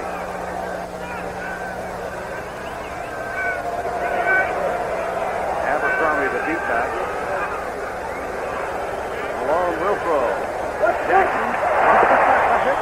1st down and out of bounds. That's hard to do, catch a ball twice in the same play. Well, running at full speed. And that stops the clock with 2:04 to go. James Harrell, number 58. Man there. Ernie went to Texas A&M, Ernest Jackson, number 43, and he has a degree in building construction. Does that mean you're a carpenter? I didn't know they offered one of those. Here he goes. Come now, watch him catch this ball, Verne. Boop. Oh, I'm going to make it a little more difficult than it has to be. Boop. He catches it again. James Harrell hustling over there, playing hard the whole ball game. 1st and 10 from the 24. Audible.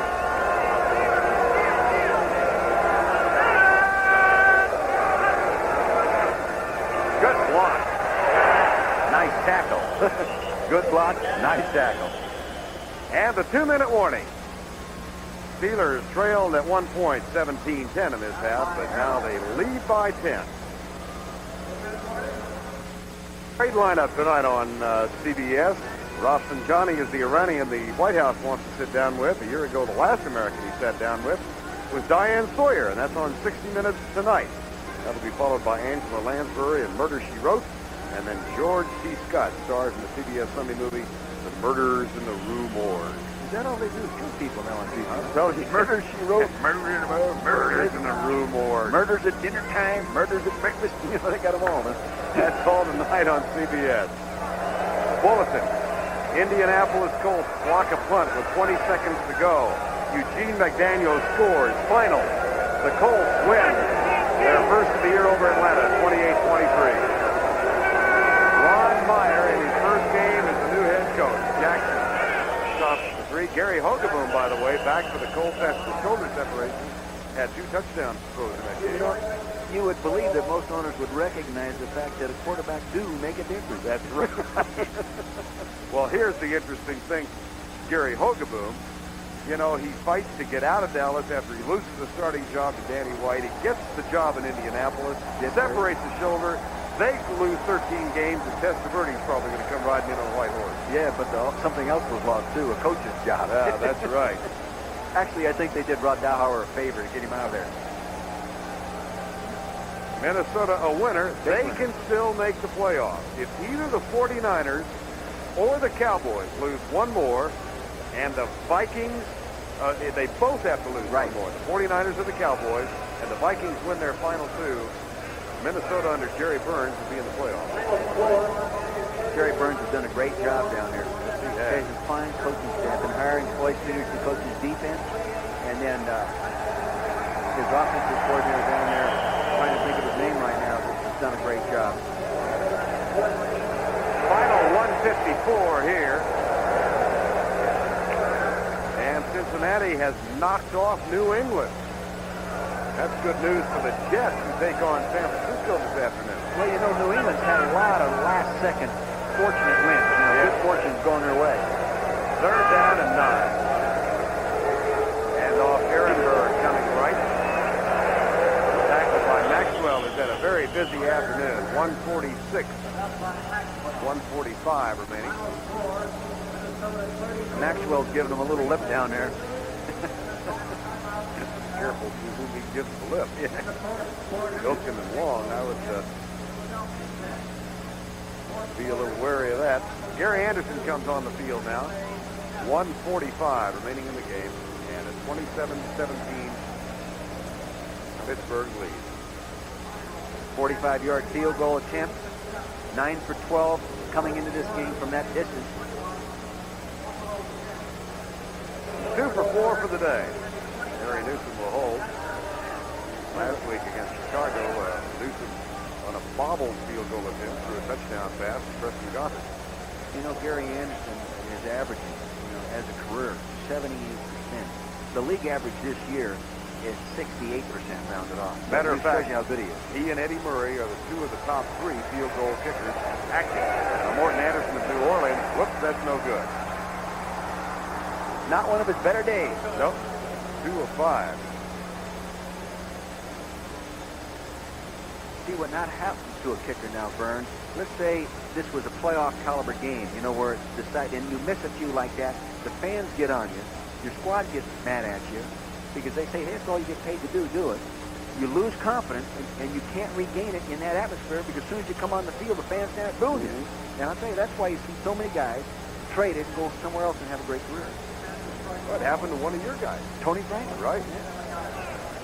First down and 10. Put back. Ferguson back to throw. Herman Hunter gets it to 31. And the clock shows 1:32 remaining. Lions are out of timeouts now. You know, the Detroit fans sitting home are wondering, why are they throwing all those short passes? Well, Pittsburgh sitting back there 20 yards deep with 3 safeties. They don't have a choice. And they're not going to come up. No, they're not going to come up. Ferguson across the middle to the 40-yard line. That will be enough for the first down. Another final in. Kansas City knocks off Denver 37-10. Big win. You know, Jeff Chadwick had just caught that ball, came in needing 58 yards to get to the 1,000-yard mark. That's a heck of an accomplishment. for a wide receiver in a losing football game. Needs 5 more today, then. 5 more today. Yep, he's got 53. Should make it before the season is over, that's for sure. He'll make it right here in this drive. Think so? Yeah. He's in the slot. And when you're playing a zone defense as being played here, you work to that slot and then back to the inside. Oh, they're taking him out of the ball game. Can't break 1,000 today. Nope. Chadwick is on the bench. Somebody's still throwing confetti. That pass complete to Scott Williams at the 42-yard line. And we're in the final 40 seconds. I want to thank Dave Yaggy, statistician, and Joe Cash, the spotter, again today. That Mike Hagan is a guest with us in the booth. Going out in time college football player. Final 20 seconds wind down. Flag is down on the far side of the field.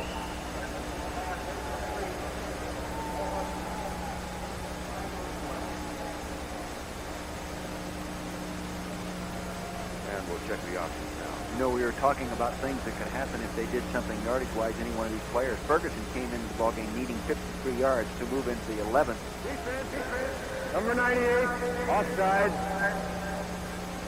Move into the 11th all-time passer, passing up Len Dawson. And he did that today. That's right. Yes, he obviously did that.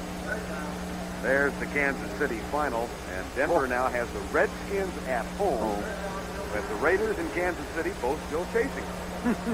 Overtime, huh? St. Louis and Philadelphia.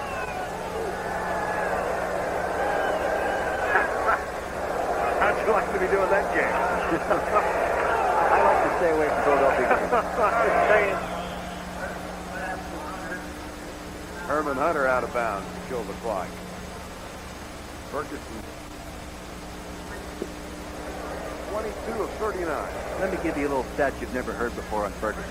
All right. He's thrown the ball coming into this game for 28,648 yards, which ends up being 16 3/10 miles. How's that? That's a darn good jog. I know that. That's a lot of passes. Almost a marathon.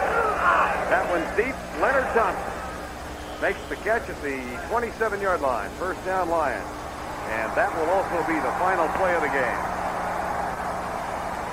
Darrell Rogers' team had it tied up 10-10 at the half. Actually went on top 17-10 early in the third quarter, but then the Steelers put it together and came back with 17 unanswered points to give Chuck Noll's team his 5th victory of the year. The Steelers wind up winning it 27-17. Donnie Shell with his 50th career interception today, and the key stars on offense for the Steelers were Louis Lipps with 8 catches for 150 yards, and Ernest Jackson, who wound up with 147 yards on 28 carries. Heck of a day. I tell you, it was a good football game. Yeah, it very sure was. competitive. I actually, in watching Pittsburgh practice Friday, I said, these guys are really ready to play a great game. I thought they might hand Detroit just a little bit easier because Detroit was so banged up. So you have to give credit to Darrell Rogers and his staff for putting up a heck of a battle. You know, I think it goes back to, Dick, to the point you made at the beginning of the program, that despite the fact neither team is going into the playoffs, these are professional athletes, and this is a very competitive game. Remember this, these guys, to get where they are as athletes, have to be motivated people. And people that are truly motivated don't have a valve that turns it on and off. It runs most of the time. Donnie Shell with his 50th career interception today in his 14th season, one of 3 Steelers who wears 4 Super Bowl rings. So for Dick Vermeil, this is Verne Lundquist saying so long from Three River Stadium in Pittsburgh, where once again our